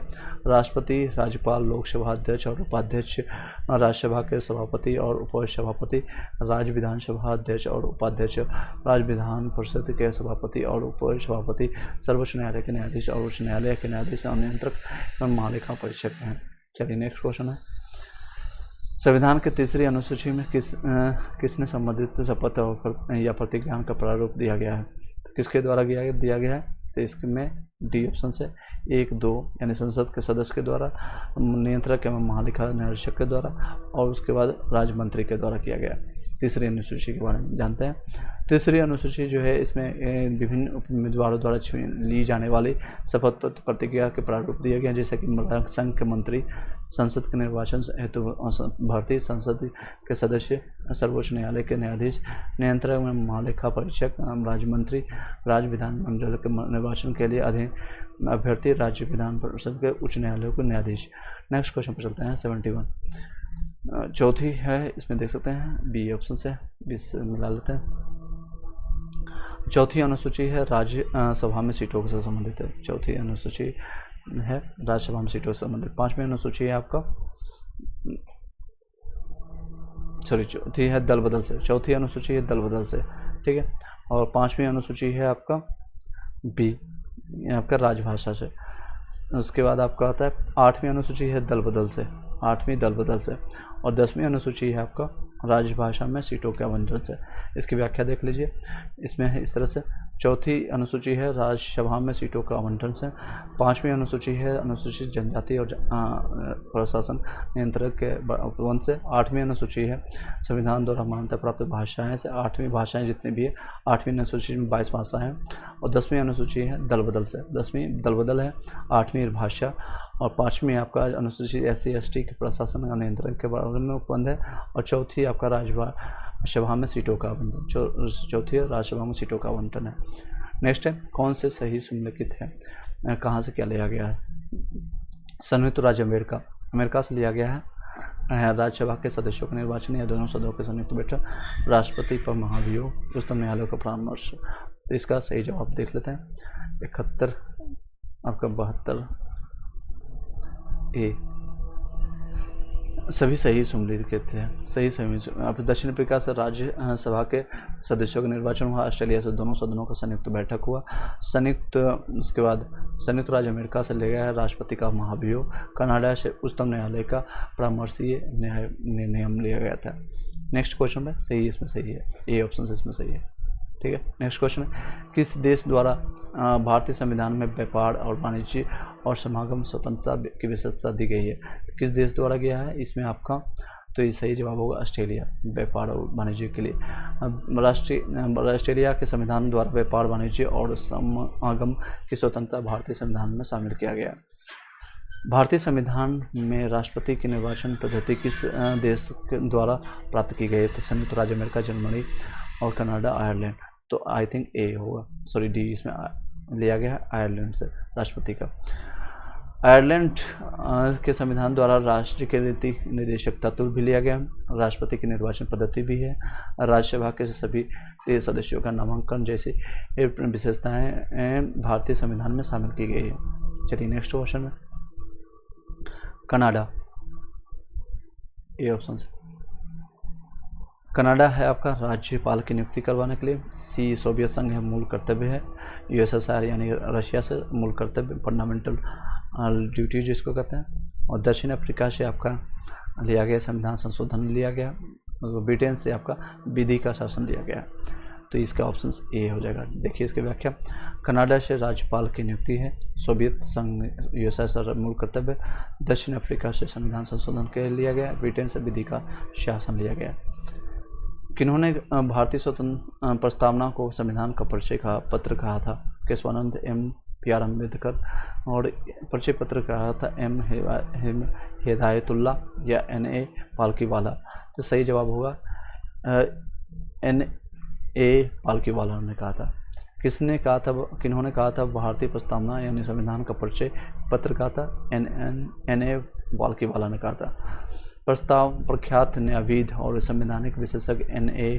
पालकीवाला ने प्रस्तावना संविधान का परिचय पत्र कहा था। ठीक है, नेक्स्ट क्वेश्चन पर चलते हैं। भारतीय संविधान के निर्माताओं का मत निम्नलिखित में से किसमें प्रतिबंधित होता है? किसमें प्रतिबंधित होता है? उद्देशिका, मूल अधिकार, मूल कर्तव्य, नीति निर्देशक तत्व। तो सही है जवाब है बी, ये उद्देशिका में वर्णित है। भारतीय संविधान के उद्देशिका का शासन व्यवस्था को निर्धारित करने का सिद्धांत और लक्ष्यों का मार्गदर्शन करती है। संविधान का यह महत्वपूर्ण अंग उन उद्देश्यों और सिद्धांतों को समाहित करता है जिनकी संकल्पना संविधान निर्माताओं ने की थी। उद्देशिका मूलभूत मूल और दर्शनों को परिलक्षित करता है जो संविधान का आधार है। फिर से बताते हैं, भारतीय संविधान के निर्माताओं का मत निम्न में से किस में प्रतिबंधित करता है? तो वह है आपका उद्देशिका में करता है प्रतिबंधित, उद्देशिका में। भारतीय संविधान में उल्लेखित आपातकालीन प्रावधान, अभी मैंने बताया था आपातकालीन प्रावधान जो कहाँ से लिया गया? जर्मनी से लिया गया, सी ऑप्शन। आपातकालीन प्रावधान जो लिया गया है जर्मनी के वाइमर संविधान से लिया गया है। वाइमर, ये जर्मनी के वाइमर से, जर्मनी भी वाइमर से लिया गया था। निम्नलिखित विशेषताओं में से कौन सा संयुक्त राज्य अमेरिका और भारतीय संविधान में से एक समान है? तो आपका राज्यपालों की नियुक्ति, स्वतंत्र एवं केंद्र राज्यपाल, स्वतंत्र नागरिकता, राज्यपालों की नियुक्ति आई थिंक होना चाहिए डी, इसमें सही जवाब है स्वतंत्र न्यायपालिका, जो दोनों में समान है। संयुक्त राज्य अमेरिका और भारतीय संविधान में एक समान है स्वतंत्र न्यायपालिका। स्वतंत्र न्यायपालिका दोनों देश में एक समान है और तथा शेष अन्य भिन्नता है। नेक्स्ट है, निम्नलिखित में से कौन सी विशेषता ब्रिटिश संविधान भारत के संविधान में ली गई थी? कानून का शासन, विधि का निर्माण। विधि का निर्माण तो बिल्कुल होगा, तो ये दो इसमें नहीं है, तो ये आपका ऑप्शन कट जाएगा, इसमें दो हो सकता है। नेक्स्ट है, उपराष्ट्रपति का पद, संसदीय व्यवस्था। कानून का शासन भी हो सकता है 1, 2 और उपराष्ट्रपति एक सी होना चाहिए। 80 का देखते हैं, सी यस बिल्कुल सही आपका, यानी कि कानून का शासन भी हुआ, विधि निर्माण हुआ, संसदीय व्यवस्था। उपराष्ट्रपति का पद नहीं लिया गया ब्रिटेन से। संसदीय शासन प्रणाली, विधि निर्माण की प्रक्रिया, विधि का शासन, एकल नागरिकता ब्रिटिश संविधान से ली गई है, परंतु उपराष्ट्रपति का जो पद है वो लिया गया है आपका कहाँ से? तो अमेरिका से लिया गया, अमेरिका से लिया गया है। ठीक है, याद रखिएगा, अमेरिका से लिया गया है, अमेरिका से लिया गया है। नेक्स्ट क्वेश्चन पर चलते हैं। 81, भारतीय संविधान को बनाने हेतु भारतीय संविधान सभा को कुल कितने अधिवेशन हुए थे। तो इसमें कुल अधिवेशनों की संख्या जो हुई थी आपका टोटल बताई जा रही है 12 अधिवेशन दिए गए थे। ठीक है, 12 अधिवेशन। भारतीय संविधान निर्माण में संविधान सभा को 2 वर्ष 11 महीने 18 दिन का समय लगा और 11 अधिवेशन 165 दिन हुए। संविधान सभा के सदस्य द्वारा संविधान सभा पर हस्ताक्षर करने के लिए 12वां अधिवेशन 24 जनवरी 1950 को हुआ था। 24 जनवरी 12वां अधिवेशन हुआ था, याद रखिएगा 24 जनवरी 1950 को हुआ था। 24 जनवरी 1950 को हुआ था। ठीक है, 24 जनवरी 1950 को हुआ था 12 अधिवेशन। चलिए नेक्स्ट क्वेश्चन पर चलते हैं। राज्यसभा के गठन में प्रतिभा, अनुभव और सेवा के प्रतिनिधित्व देने में भारतीय संविधान निर्माता निम्नलिखित उदाहरण से प्रस्तुत हुए थे। तो कौन से, कहाँ से हुए थे? तो 82 का आंसर होगा ए, राज्यसभा, आयरिश गणतंत्र दिवस। राज्यसभा के गठन में प्रतिभा, अनुभव और सेवा को प्रतिनिधित्व देने में भारतीय संविधान निर्माता निम्नलिखित उदाहरण से प्रभावित हुए थे। आयरिश गणतंत्र से हुए थे। और राज्यसभा के लिए सदस्यों का नामांकन जिन्हें प्रतिभा, अनुभव, सेवा के आधार पर चुना गया था, ये विशेषता आयरिश गणतंत्र से प्रभावित था। नेक्स्ट, नागरिकता प्राप्त करने के लिए शर्तें निर्धारित करने वाला सक्षम निकाय कौन सा था? चुनाव आयोग, संसद, राष्ट्रपति, विधानसभा। तो चुनाव आयोग। नागरिकता प्राप्त करने के लिए शर्तें जो हुई चुनाव आयोग करता है। इसके रिगार्डिंग हम पढ़े नहीं, गलत है इसमें, तो इसमें संसद करता है, सॉरी संसद, बी ऑप्शन। अनुच्छेद 11 में यह स्पष्ट किया गया संसद को नागरिकता संबंधित विधि बनाने की संपूर्ण शक्ति है।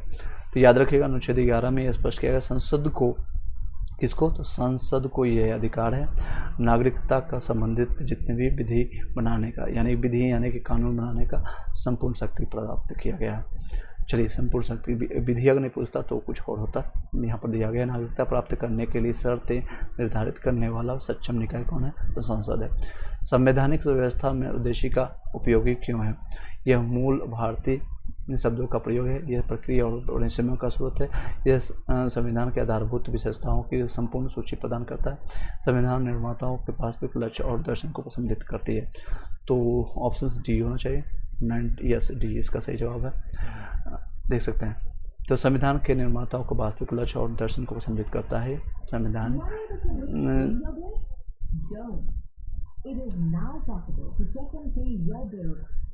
चलिए देख सकते हैं 66-67 मिनट में मैंने आपका 80 क्वेश्चन 84 क्वेश्चन कर लिया। चलिए नेक्स्ट क्वेश्चन, निम्नलिखित आदर्शों और दर्शों में उन्हें चिन्हित कीजिए जो भारत के संविधान के उद्देशिकाओं में से प्रतिष्ठित है। तो ये आपका, इसको पहले बता देते हैं। संविधान सभा की व्याख्या में उद्देशिका का महत्वपूर्ण है क्योंकि यह संविधान के निर्माताओं के वास्तविक लक्ष्य और दर्शन को परिलक्षित करता है। नेक्स्ट 85 नंबर क्वेश्चन पर चलते हैं। निम्नलिखित में से आदर्श और दर्शन में उन्हें चिन्हित कीजिए जो भारत के संविधान की उद्देशिका में प्रतिष्ठित है। उद्देशिका से क्वेश्चन है, तो आपका संप्रभुत्व, संपन्न लोकतांत्रिक गणराज्य है बिल्कुल, और समाजवाद और तंत्र निरपेक्षता है बिल्कुल, पूंजीवादी और मुक्त व्यापार, ये पूंजीवाद से संबंधित नहीं है। तो ए 1 और 2 इसका सही जवाब है। दोहरी नागरिक, आपका इसका व्याख्या ए ऑप्शन में देख सकते हैं। आपका भारतीय संविधान की उद्देशिका में पूंजीवादी और मुक्त व्यापार का उल्लेख नहीं है, जबकि संपन्न लोकतांत्रिक गणराज्य, समाजवाद और पंथ निरपेक्षता के जिक्र है इसमें। चलिए, निम्नलिखित में से कौन सा एक भारत के संविधान का संघीय लक्ष्य नहीं है? तो कौन सा लक्ष्य नहीं है? केंद्रीय और राज्य के बीच में शक्ति का बंटवारा, और दूसरा पूर्ण रूप से लिखित संविधान करना, दोहरी नागरिकता, स्वतंत्र न्यायपालिका। तो कौन सा इसमें वर्णित नहीं है? कौन सा इसका उद्देश्य संघीय लक्ष्य नहीं है? तो सही जवाब इसमें आएगा 86 का सी, इसका दोहरी नागरिकता इसका नहीं लक्ष्य है। बाकी केंद्र राज्यों के बीच में शक्ति का बंटवारा बिल्कुल संविधान का संघीय लक्ष्य है। पूर्ण रूप से लिखित होना, स्वतंत्र न्यायपालिका, ये तीनों हैं। दोहरी नागरिकता भारतीय संविधान का संघीय लक्ष्य नहीं है। भारतीय संविधान में एकात्मक और संघात्मक दोनों ही विशेषता मौजूद है। साथ ही संविधान में एकल नागरिकता का वर्णन है।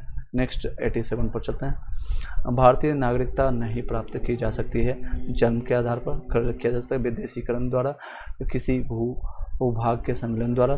भारतीय बैंक में धन जमा करने से आपको नहीं मिलेगा नागरिकता। 87। और भारतीय अधिनियम जो है नागरिकता अधिनियम 1955 के तहत 1955 द्वारा और भारतीय नागरिकता जन्म द्वारा, वंशकर्म द्वारा, रजिस्ट्रेशन द्वारा, विदेशीकरण द्वारा, किसी भूभाग के सम्मेलन द्वारा प्राप्त की जा सकती है। बैंक में जमा धनराशि के द्वारा नहीं प्राप्त की जाएगी। नेक्स्ट क्वेश्चन है, भारतीय संविधान में उद्देशिका भाग का विचार किस देश के संविधान से लिया गया है? उद्देशिका जो लिया गया है यूएसए से लिया गया है। भारतीय संविधान में उद्देशिका का विचार जो है वो यूएसए से संविधान में लिया गया है इसका, जबकि उद्देशिका का भाषा ऑस्ट्रेलिया से लिया गया। यानी भाषा अगर पूछेगा लैंग्वेज, उद्देशिका का भाषा ऑस्ट्रेलिया, उद्देशिका का विचार अगर पूछे तो यूएसए, विचार यूएसए और भाषा ऑस्ट्रेलिया। ठीक है, याद रखिएगा। भारतीय संविधान में उद्देशिका का भाग का विचार, उद्देशिका का विचार यूएसए। अगर वही शब्द भाषा पूछेगा तो कहाँ पूछे आ जाएंगे हम? ऑस्ट्रेलिया आ जाएंगे भाषा। नागरिकता में से संबंधित प्रावधान संविधान के किस भाग में है? नागरिकता जो को प्राप्त होता है तो भाग 3 में है, भाग 3 में वर्णित है, सॉरी भाग 2 में वर्णित है। इसमें नागरिकता भाग 2 में वर्णित है, उद्देशिका से इसमें भाग 3 में। ठीक है, भाग 2 में है। नागरिकता से संबंधित प्रावधान जो है भारतीय संविधान के भाग 2 में है, जो कि अनुच्छेद 5 से 11 में वर्णित किया गया है। नेक्स्ट क्वेश्चन पर चलते हैं। भारत संयुक्त राष्ट्र संघ का सदस्य कब बना है? 45 में बना है, 1945। भारत संयुक्त राष्ट्र संघ का सदस्य 1945 में बना है। ठीक है, नेक्स्ट क्वेश्चन पर चलते हैं। किस संविधान संशोधन द्वारा प्रस्तावना में समाजवादी, पंथनिरपेक्ष, कठिनता शब्द जोड़ा गया था? ये आपका 44वां में जोड़ा गया था, सॉरी 42वां में जोड़ा गया था, 42वां में जोड़ा गया था, 42वां में। ये 1976 में हुआ था और ये भारतीय संविधान की प्रस्तावना में 42वें संविधान संशोधन आपका 1976 द्वारा 3 शब्द जोड़ा गया था, समाजवादी, पंथनिरपेक्ष, अखंडता शब्द जोड़ा गया था, तो 42वां में। तो ये भारतीय संविधान संशोधन द्वारा किस संविधान संशोधन, समाजवादी और पंथनिरपेक्ष और अखंडता शब्द जोड़ा गया था? 42वें संविधान। प्रस्तावना में सामाजिक, आर्थिक और राजनीतिक न्याय तत्वों को कहाँ से लिया गया है? Good question. ये फ्रांस, रूसी, जर्मनी का एकीकरण, इटली। तो इसका जवाब होगा बी, 92 का बी। ये रूसी क्रांति से यानी सोवियत संघ से लिया गया। और सामाजिक, आर्थिक और राजनीतिक व्याख्यान जो प्रस्तावना में सामाजिक, आर्थिक, राजनीतिक न्याय इन तत्वों में 1917 के रूसी क्रांति से लिया गया है। इसी में स्वतंत्रता, समता और बंधुत्व के आदर्शों को फ्रांस की क्रांति 1789 से लिया गया, 1789 से लिया गया है। नेक्स्ट क्वेश्चन पर चलते हैं। 93। निम्नलिखित में से किस उन्होंने प्रस्तावनाओं को हमारे दीर्घकालीन सपनों का विचार कहा है? दीर्घकालीन सपनों का विचार किसने कहा है? तो 93 का ए, अलाउद्दीन कृष्णस्वामी और ए के अय्यर ने कहा। संविधान निर्माण में महत्वपूर्ण भूमिका निभाने वाले अलाउद्दीन कृष्ण अय्यर के शब्दों में संविधान की प्रस्तावना हमारे दीर्घकालीन सपनों का विचार है। दीर्घकालीन सपनों का विचार अय्यर का है। नेक्स्ट है संविधान सभा के प्रेस दीर्घकालीन, अलेक्सा स्टॉप। संविधान सभा के प्रेस दीर्घा समिति के अध्यक्ष कौन थे? तो अध्यक्ष थे इसके दीर्घा समिति के अध्यक्ष रहे थे नाथ सेन थे, उषा नाथ सेन थे। कौन थे? उषा नाथ सेन थे। नेक्स्ट है किस वाद में प्रस्तावना को संविधान का भाग नहीं माना गया? किस वाद में? तो कौन से वाद में नहीं माना गया? सी, इसका सही जवाब है वेरुवाड़ी वाद में माना गया, इसका भाग नहीं माना गया। इसकी व्याख्या देखें। वेरुवादी वाद जो 1960 में सर्वोच्च न्यायालय ने प्रस्तावना को संविधान सभा का अंग नहीं माना है, परंतु बाद में केशवानंद भारती 1973 में और LIC ऑफ इंडिया बाद 1995 में प्रस्तावना को संविधान का आंतरिक हिस्सा माना है। 96 नंबर क्वेश्चन, किसने प्रस्तावना को संपूर्ण लोकतांत्रिक गणराज्य का भविष्य फल कहा है? KM मुंशी ने कहा है। संविधान सभा के प्रारूप समिति के सदस्य KM मुंशी के अनुसार प्रस्तावना हमारे संपूर्ण लोकतांत्रिक गणराज्य का भविष्य फल है। चलिए नेक्स्ट क्वेश्चन पर चलते हैं। निम्नलिखित कथनों पर विचार करें।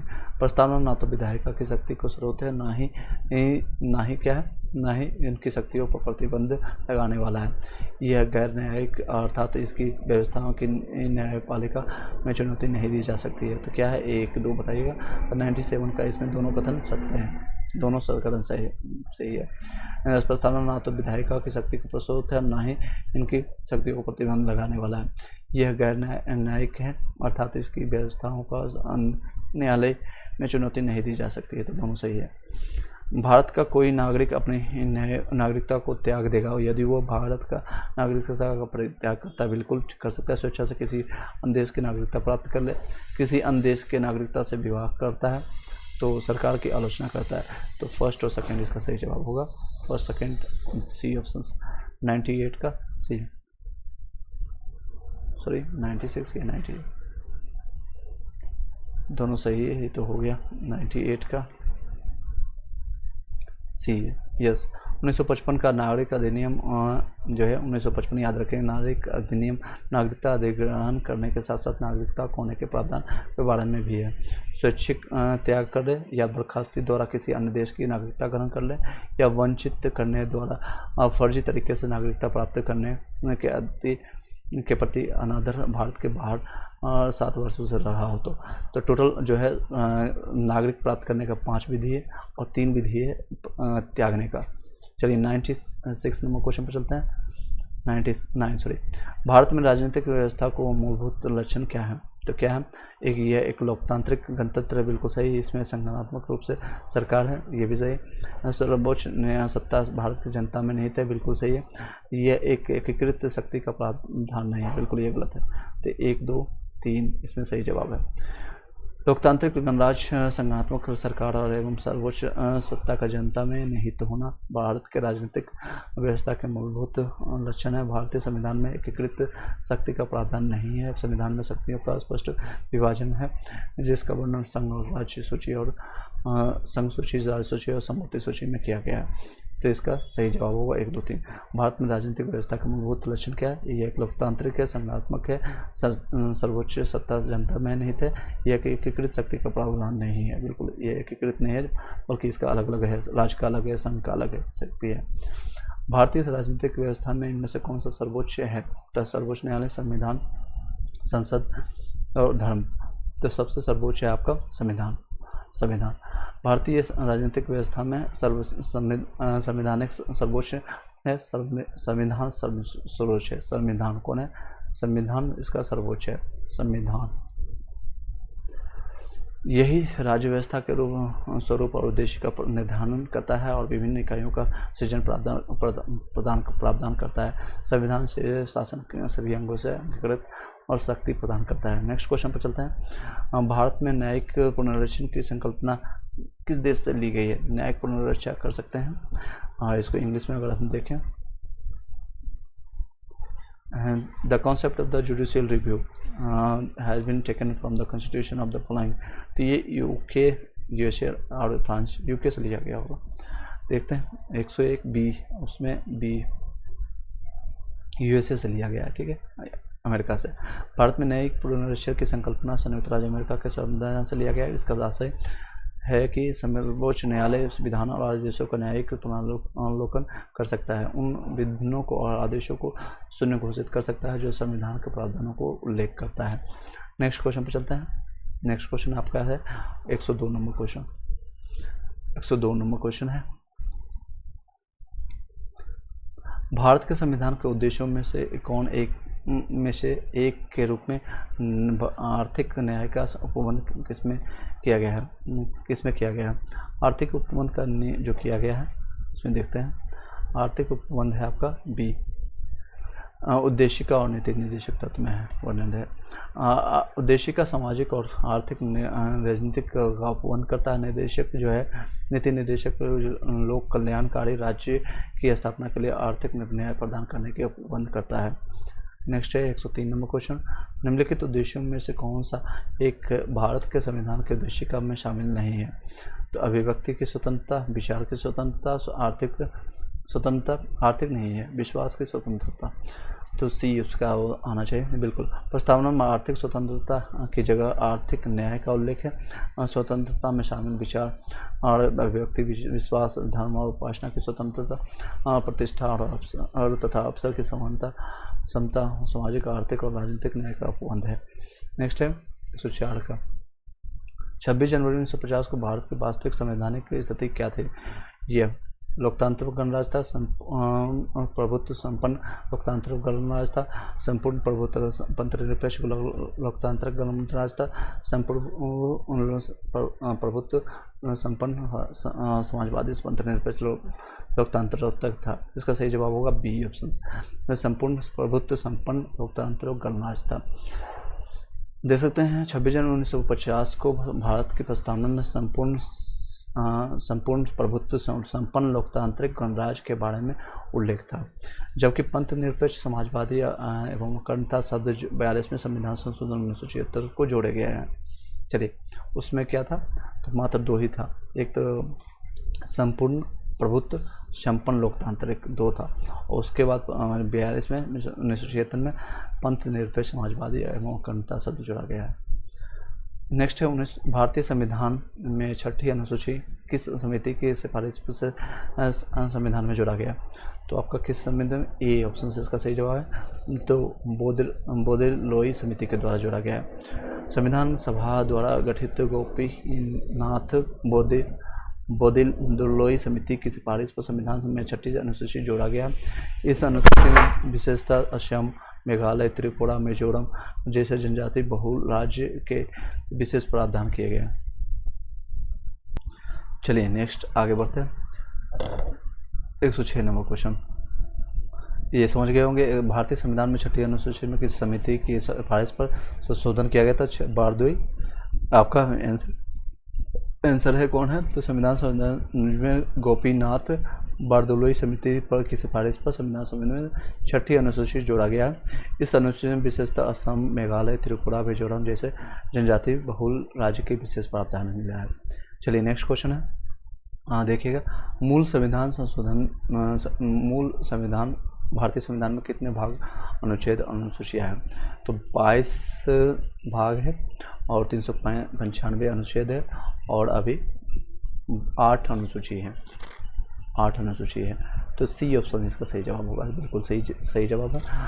भारतीय संविधान के मूल भाग में 22 भाग है, 22 भाग है, 395 अनुच्छेद है और 8 अनुसूचियाँ थी। वर्तमान में भाग 25 हो गया, वर्तमान में भाग 25 अनुच्छेद और 460 से ज़्यादा अनुसूची है और अनुच्छेद है और अनुसूचियाँ 12 हो गई है। तो ये कब का है? तो ये मूल संविधान में ये सही है आपका। वर्तमान में आपके कितना हो गया? 22 हो गया, 25 हो गया, सॉरी अनुच्छेद हो गया, 460 से ज़्यादा है और अनुसूचियाँ 12 से अधिक है। चलिए नेक्स्ट क्वेश्चन पर चलते हैं। 107 निम्नलिखित में से कौन से युग्म सही निम्नलिखित है? महाधिवक्ता अनुसूची 365, भारत का निर्वाचन आयोग 324 और यूपीएससी आपका है, संघीय लोक सेवा आयोग 332, ये गलत है। सर्वोच्च न्यायालय आपका 328। तो सही कौन सा है? तो कहीं सही, अच्छा सही कौन सा बताना है? सर निर्वाचन आयोग तो 324 होगा, बिल्कुल ये सही है, बी ऑप्शन से इसका आएगा और तो बी इसका सही जवाब है बिल्कुल। महाधिवक्ता अनुच्छेद 165 के तहत आता है, यानी ये 165 है, 195 नहीं, 165 है महाधिवक्ता। उसके बाद ये आपका सही है। यूपीएससी आपका आएगा 315 के तहत, यूपीएससी जो आपका 315। नेक्स्ट है सर्वोच्च न्यायालय अनुच्छेद है 124 के तहत, 124 याद रखिएगा, ठीक है। तो इसकी व्याख्या यहाँ देख लेते हैं। महाधिवक्ता अनुच्छेद 165 है, निर्वाचन आयोग 324, संघीय लोक सेवा आयोग 315, सर्वोच्च न्यायालय अनुच्छेद 124 है। चलिए 108 नंबर क्वेश्चन पर चलते हैं।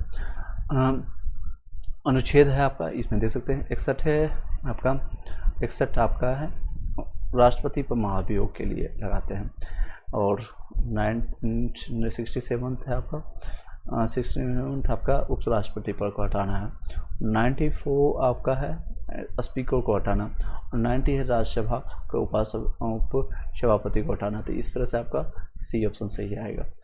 और 90 देख सकते हैं।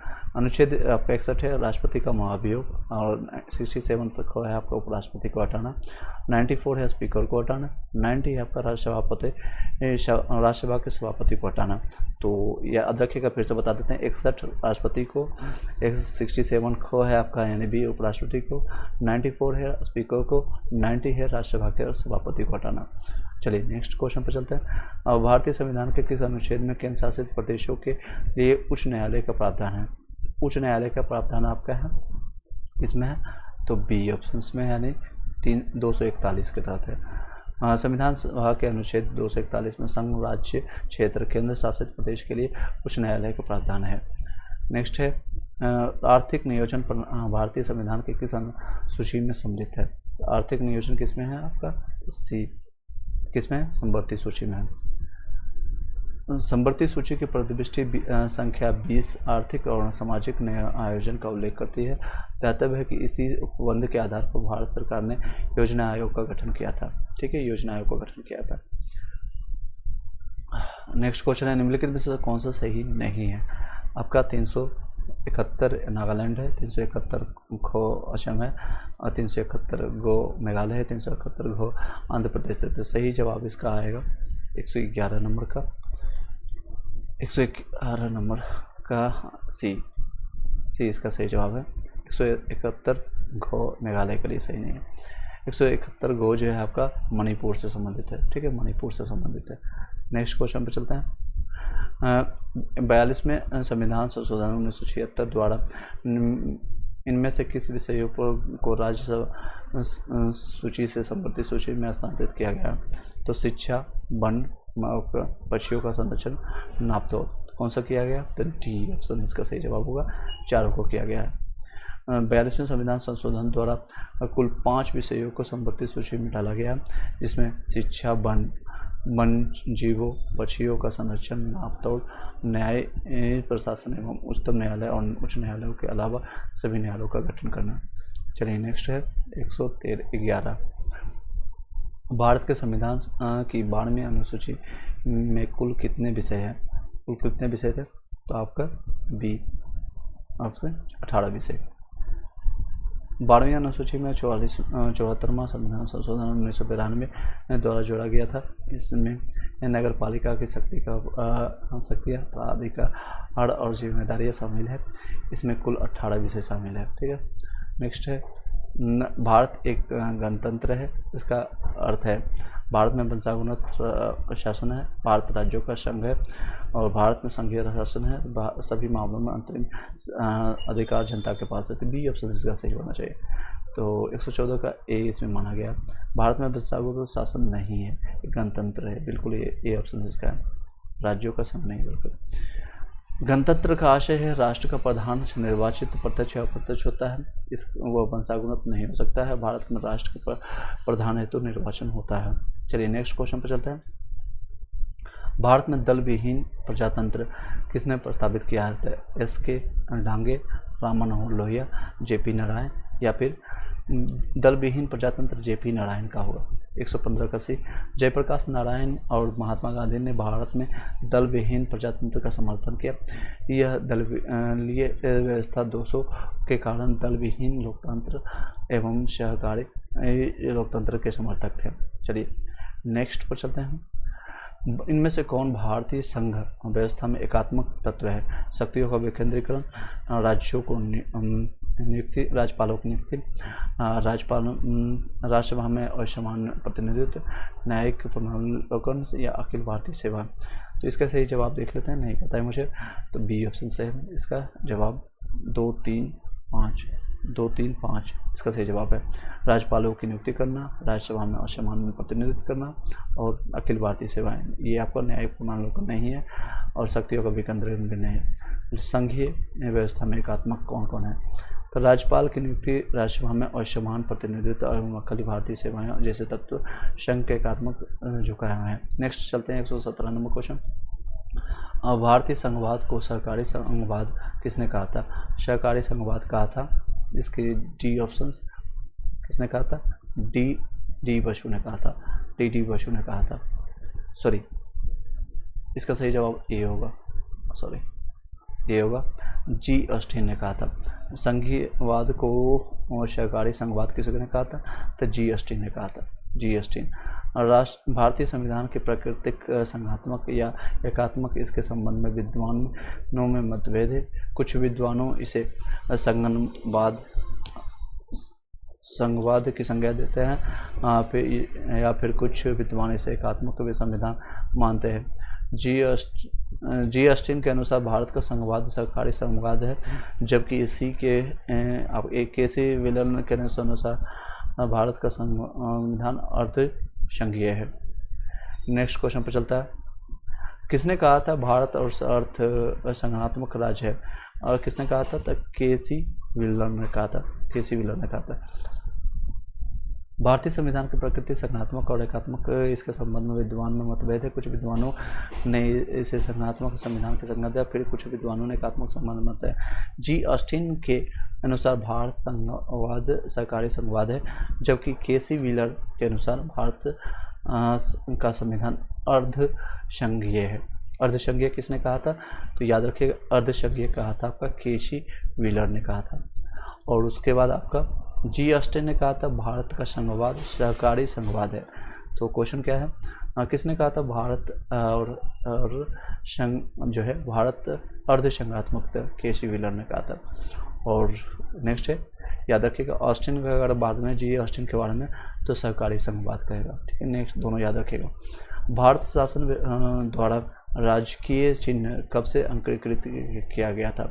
कब से अंगीकृत किया गया था? राष्ट्रीय चिन्ह अंगीकृत किया गया था आपका 2 अक्टूबर नहीं 15 अगस्त 1948, या आपके 16 सितंबर 1946, याद नहीं मुझे, तो 16 सितंबर 1946 को अंगीकृत किया गया था। कब से किया गया था? सॉरी, सी इसका जवाब है।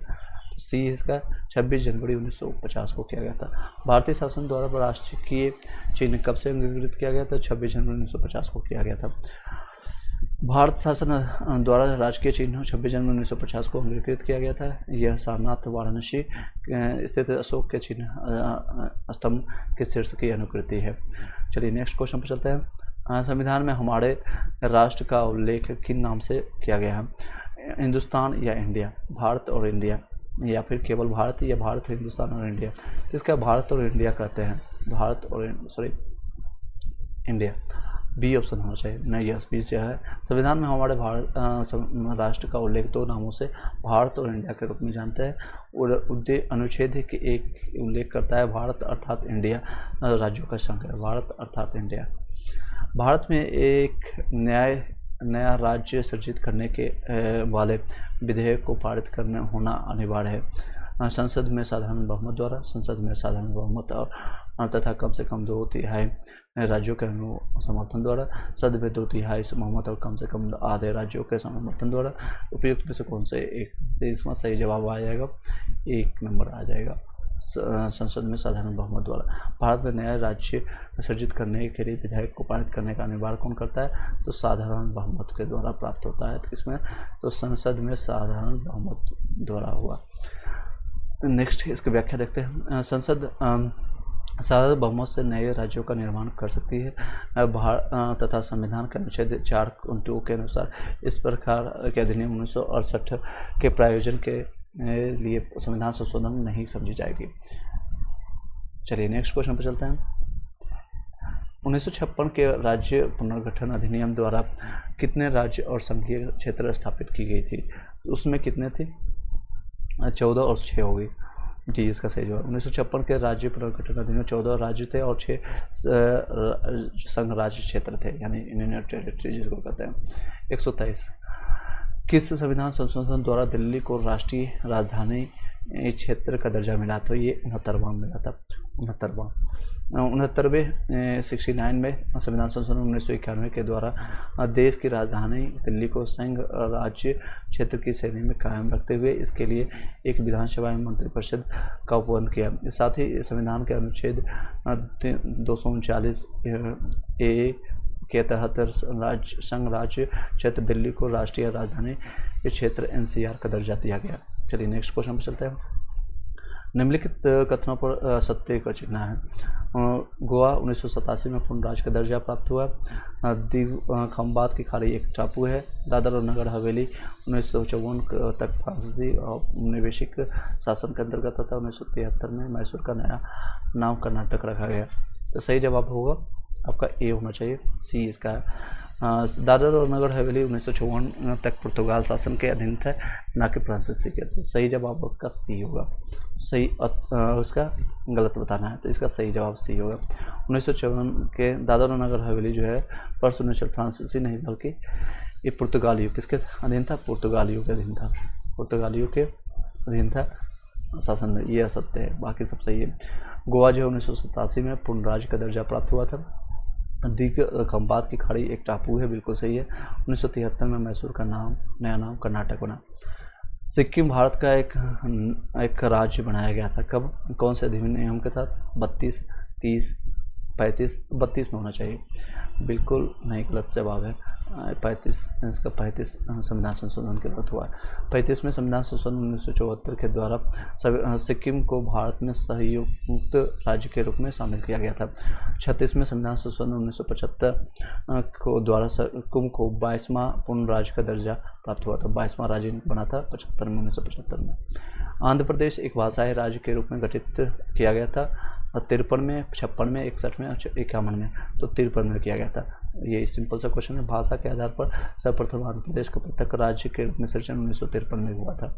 चलिए नेक्स्ट है, नीचे दिए गए राज्यों को भारत के संघ के संपूर्ण राज्य का दर्जा प्राप्त कर दोनों का सही क्रम क्या है?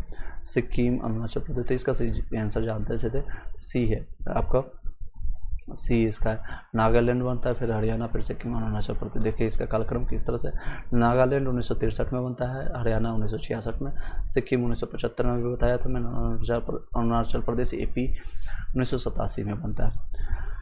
नेक्स्ट है, इसको सम्मिलित करना है। मेघालय, हिमाचल प्रदेश, छत्तीसगढ़ और गोवा। गोवा आपका 87 में बना है, तो ए का डी पहले ऑप्शन सही है, ठीक है। बाकी देख लीजिए। हाँ, उसका मेघालय आपका बनता है, मेघालय आपका सॉरी ए का डी हो गया, उल्टा तो मैंने लगा दिया। 1900 ए का डी ठीक तो है। मेघालय जो बनता है आपका 26 जनवरी 1972 को, हिमाचल प्रदेश आपका 25 जनवरी 1971 को, छत्तीसगढ़ आपका 1 नवंबर 1901 को, और ये आपका गोवा 1987 को। तो गोवा है पहला का डी, यानी कि इस तरह से 1986। 4 का ए सिर्फ यही प्राप्त होता है, ठीक है। उसका हिमाचल प्रदेश आपका प्राप्त होता है 71 में, छत्तीसगढ़ आपका बनता है 2000 में। तो सही तो पता है, ठीक है। नागरिकता संशोधन अधिनियम फिर से बता देते हैं। मेघालय 72 में, हिमाचल प्रदेश 71 में, छत्तीसगढ़ 2000 में, आपको 1 नवंबर 2000 को, गोवा 87 में। नागरिक संशोधन अधिनियम 2019 संसद से कब पारित किया गया था? तो 7 दिसंबर को, या 11 दिसंबर को, 16 दिसंबर या 9 दिसंबर? 16 दिसंबर होना चाहिए। तो सही जवाब है बी ऑप्शन, गलत है मेरा, 11 दिसंबर को पारित हुआ था। नागरिक विधेयक 11 दिसंबर 2019 को संसद में पारित हुआ। 12 दिसंबर 2019 को राष्ट्रपति ने मंजूर प्रदान की। 10 दिसंबर 2020 से नागरिक संशोधन अधिनियम लागू हुआ। 10 जनवरी 2020 से नागरिक संशोधन अधिनियम विधेयक जो है 2019 संसद में कब पारित हुआ?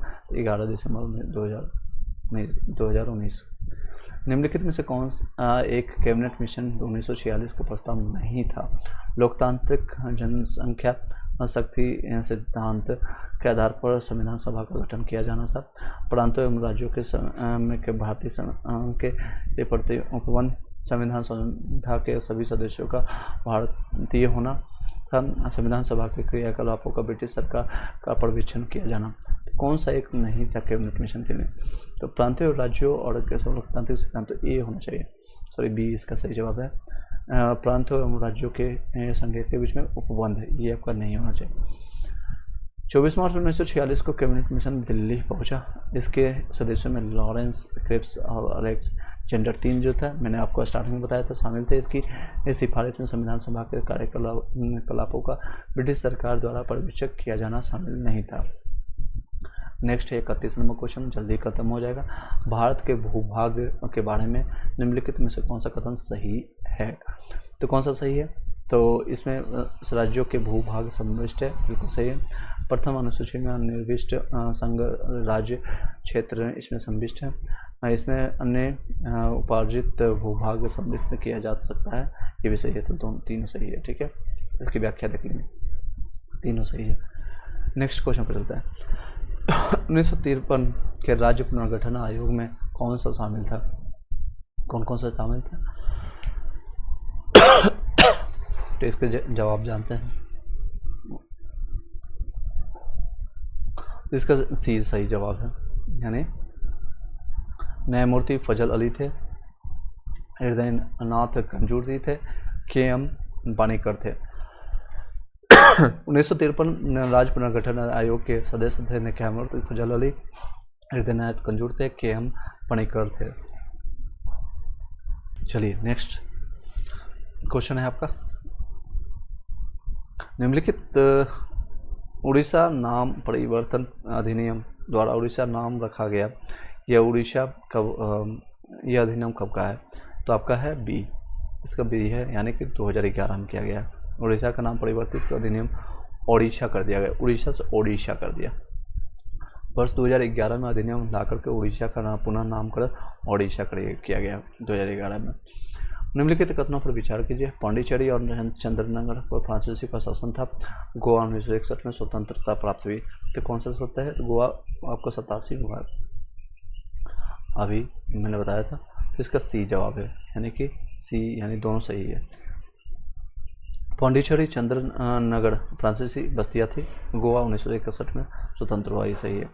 नेक्स्ट है कि एस के धर आयोग ने अपनी रिपोर्ट कब पेश की थी? तो कब पेश किया है? तो इसका सीधे आंसर पर चलते हैं, ए, दिसंबर 1948 में किया था। जून 1948 में भारत सरकार ने एस के धर की अध्यक्षता में भाषाई प्रांत आयोग की नियुक्ति की। आयोग की सिफारिश की राज्यों का पुनर्गठन भाषाई कारणों की बजाय प्रशासनिक सुविधाओं के अनुसार होना चाहिए था। नेक्स्ट है 36 नंबर। 1966 से लेकर 69 की अवधि में भारत में योजना अवकाश रहा है, जिसका कारण क्या था? एक तो 1965 में भारत पाक युद्ध था, लगातार 2 वर्षों के दौरान भयंकर सूखा था। तो सही जवाब इसका क्या है? तो सही जवाब है सी, यानी कि दोनों थे, दोनों कारण थे। 1966 से 69 के दौरान योजना अवकाश के कारण जो भारत पाक युद्ध था, भयंकर सूखा और अकाल के कारण हुआ था। चलिए नेक्स्ट क्वेश्चन पर चलते हैं। सत्य को सम्मिलित करना। हैदराबाद है पुलिस कार्यवाही के दौरान विलेय पत्र के द्वारा। हैदराबाद आपका जो है पुलिस कार्यवाही उसमें हुआ था। आपका कश्मीर जो है विलेय पत्र के द्वारा तो हुआ था, और जूनागढ़ जो है जनमत के द्वारा हुआ था। तो सही जवाब उसमें सही कौन सा सत्य है? ओके, तो एकमात्र थर्ड ही सही तो है, केवल थर्ड। 67 केवल ए होगा, बिल्कुल सही जवाब। जो है हैदराबाद है पुलिस कार्यवाही द्वारा हुआ था, जूनागढ़ जनमत के द्वारा हुआ था, जम्मू कश्मीर विलेय पत्र के द्वारा सम्मिलित हुआ था। तो केवल ए इसका सही जवाब है। आंध्र प्रदेश के गठन के वक्त भूख हड़ताल के दौरान किनकी मृत्यु हुई थी? पनिकर के, या एच.एम. बंजरू का, पट्टू श्रीरामुलु या पट्टादाई श्रीरामैया को? तो श्री रामुलु को हुआ था, पट्टी श्री रामुलु का। सी इसका सही जवाब है। 1953 में मद्रास के तेलुगु भाषा में प्रत्यक्ष और आंध्र प्रदेश राज्य अलग बनाने हेतु एक लंबा विरोध आंदोलन हुआ था। इसके अंतर्गत 56 दिनों के भूख हड़ताल के बाद एक कांग्रेसी कार्यकर्ता श्री पोट्टी श्री रामुलु का निधन हो गया था, कांग्रेस कार्यकर्ता। चलिए नेक्स्ट है, नेक्स्ट श्री पोट्टू कांग्रेस के करता 56 दिन के लिए थे आंध्र प्रदेश के गठन में भूख हड़ताल के दौरान। मद्रास का नया नाम तमिलनाडु कब लिया गया था? तो इसका जवाब है 69 में, शायद यस 1969 में मद्रास का नया नाम तमिलनाडु रखा गया है, 1969 याद रखिएगा। निम्नलिखित में से कौन से मूल अधिकार जो केवल भारतीयों को प्राप्त है? तो आपका है इस तरह से है 15, 16, 19, 25, 26 नहीं 14, 15। सी या डी होगा? डी इसका सही जवाब है, डी 15, 16, 19, 29, 30 है। तो ये देखिएगा डिफरेंस, 15, 16 लगातार है, फिर 19 के बाद 10 और 30 है, ठीक है, याद रखिएगा। तो फर्स्ट दो जो है यानी इसमें +1 किया गया है, इसमें भी +1 किया गया, और इसमें आपका 10 का डिफरेंस है, 10 का डिफरेंस है, तो याद रखिए 1 10 1 का डिफरेंस है। अनुच्छेद 15, 16, 19, 29, 30 मूल अधिकार केवल भारतीय नागरिकों को प्राप्त है, देशवासियों को, विदेशियों को नहीं है। Chandrayaan 3 launcher Vikram touchdown point किस नाम से जाना जाता है? शिव शक्ति 23 अगस्त 2023 को हुआ था, इसको कहते हैं शिव शक्ति के नाम से जानते हैं। शिव शक्ति टच पॉइंट का नाम है, शिव शक्ति रखा गया। अगस्त 2023 में कंबोडिया के नए प्रधानमंत्री कौन बने थे? कंबोडिया के प्रधानमंत्री बने हैं आपका मैनेट, हुन मैनेट बने हैं कंबोडिया के प्रधानमंत्री, हुन मैनेट। विश्व शेर दिवस जो मनाया जाता है, कब मनाया जाता है? शेरों के संरक्षण के लिए मनाते हैं, 10 अगस्त को मनाते हैं, ठीक है। शेरों के संरक्षण और सुरक्षा को लेकर के जागरूक हेतु 10 अगस्त को विश्व शेर दिवस के रूप में मनाते हैं, जिसको कहते हैं इंग्लिश में क्या कहेंगे इसको? वर्ल्ड लायन डे के रूप में, 10 अगस्त, ठीक है। नेक्स्ट है सुरक्षा, राष्ट्रीय सुरक्षा के लिए साइबर हमले के खिलाफ रक्षा मंत्रालय ने हाल ही में कौन सा सुरक्षित ऑपरेशन सिस्टम विकसित किया है? कायापलट, माया, साइबर सेल। इसका सही जवाब होगा इसका सही माया साइबर हमलों के खिलाफ ऑपरेशन सिस्टम में जारी किया गया है, माया के नाम से जानते हैं। नेक्स्ट है 45 नंबर क्वेश्चन, FTII के नए अध्यक्ष कौन बने हैं? आमिर खान, अनुपम खेर, आर माधवन, गोविंदा। FTII के नए अध्यक्ष आपको बनाए गए हैं अभी, इसका सही जवाब है आर माधवन को भारतीय फिल्म एवं टेलीविजन संस्थान FTII के पुणे का नया अध्यक्ष नामित किया गया है, आर माधवन को बनाया गया, ठीक है, R Madhavan C. Next question है संयुक्त राष्ट्र महासंघ UNGA के 18वें सत्र का अध्यक्ष किसे नियुक्त किया गया है? इसका सही जवाब होगा डी, इसका जवाब है डेनिस फ्रांसीसी। 19 से 26 सितंबर 2023 को UNGA 78 सत्र को न्यूयॉर्क में आयोजित हुआ, जिसका अध्यक्ष डेनिस फ्रांसीसी है। नेक्स्ट है 47 NGT के नए अध्यक्ष कौन बने हैं? NGT के प्रकाश श्रीवास्तव होंगे, यस, जस्टिस श्री प्रकाश श्रीवास्तव को NGT का नया अध्यक्ष नियुक्त किया गया है। नेक्स्ट है 48 वीमेंस फीफा विश्व कप 2023 का विजेता कौन है? तो फीफा विश्व कप वीमेंस के लिए फीफा विजेता है स्पेन, इसने फाइनल में इंग्लैंड को हराया, स्पेन इसका जवाब होगा, स्पेन। 49 सितंबर 2023 में 5th विश्व कॉफ़ी सम्मेलन का आयोजन कहाँ किया गया? तो बेंगलोर में होगा, इसका सही जवाब होगा बेंगलोर में 5th विश्व कॉफ़ी का सम्मेलन हुआ था। नेक्स्ट है अंतर्राष्ट्रीय लोकतंत्र दिवस कब मनाते हैं? तो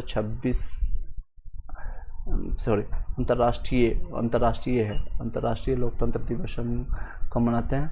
इसका जवाब होगा ए, हर वर्ष 15 सितंबर को अंतर्राष्ट्रीय लोकतंत्र दिवस मनाया जाता है, 15 सितंबर इसका होगा अंतर्राष्ट्रीय लोकतंत्र, 15 सितंबर, ठीक है। इसी के साथ ये कंप्लीट हो गया, आपका लगभग 2 घंटे में पूरा कंप्लीट कर दिया गया है, 1 घंटा 45 minute. Thank you so much.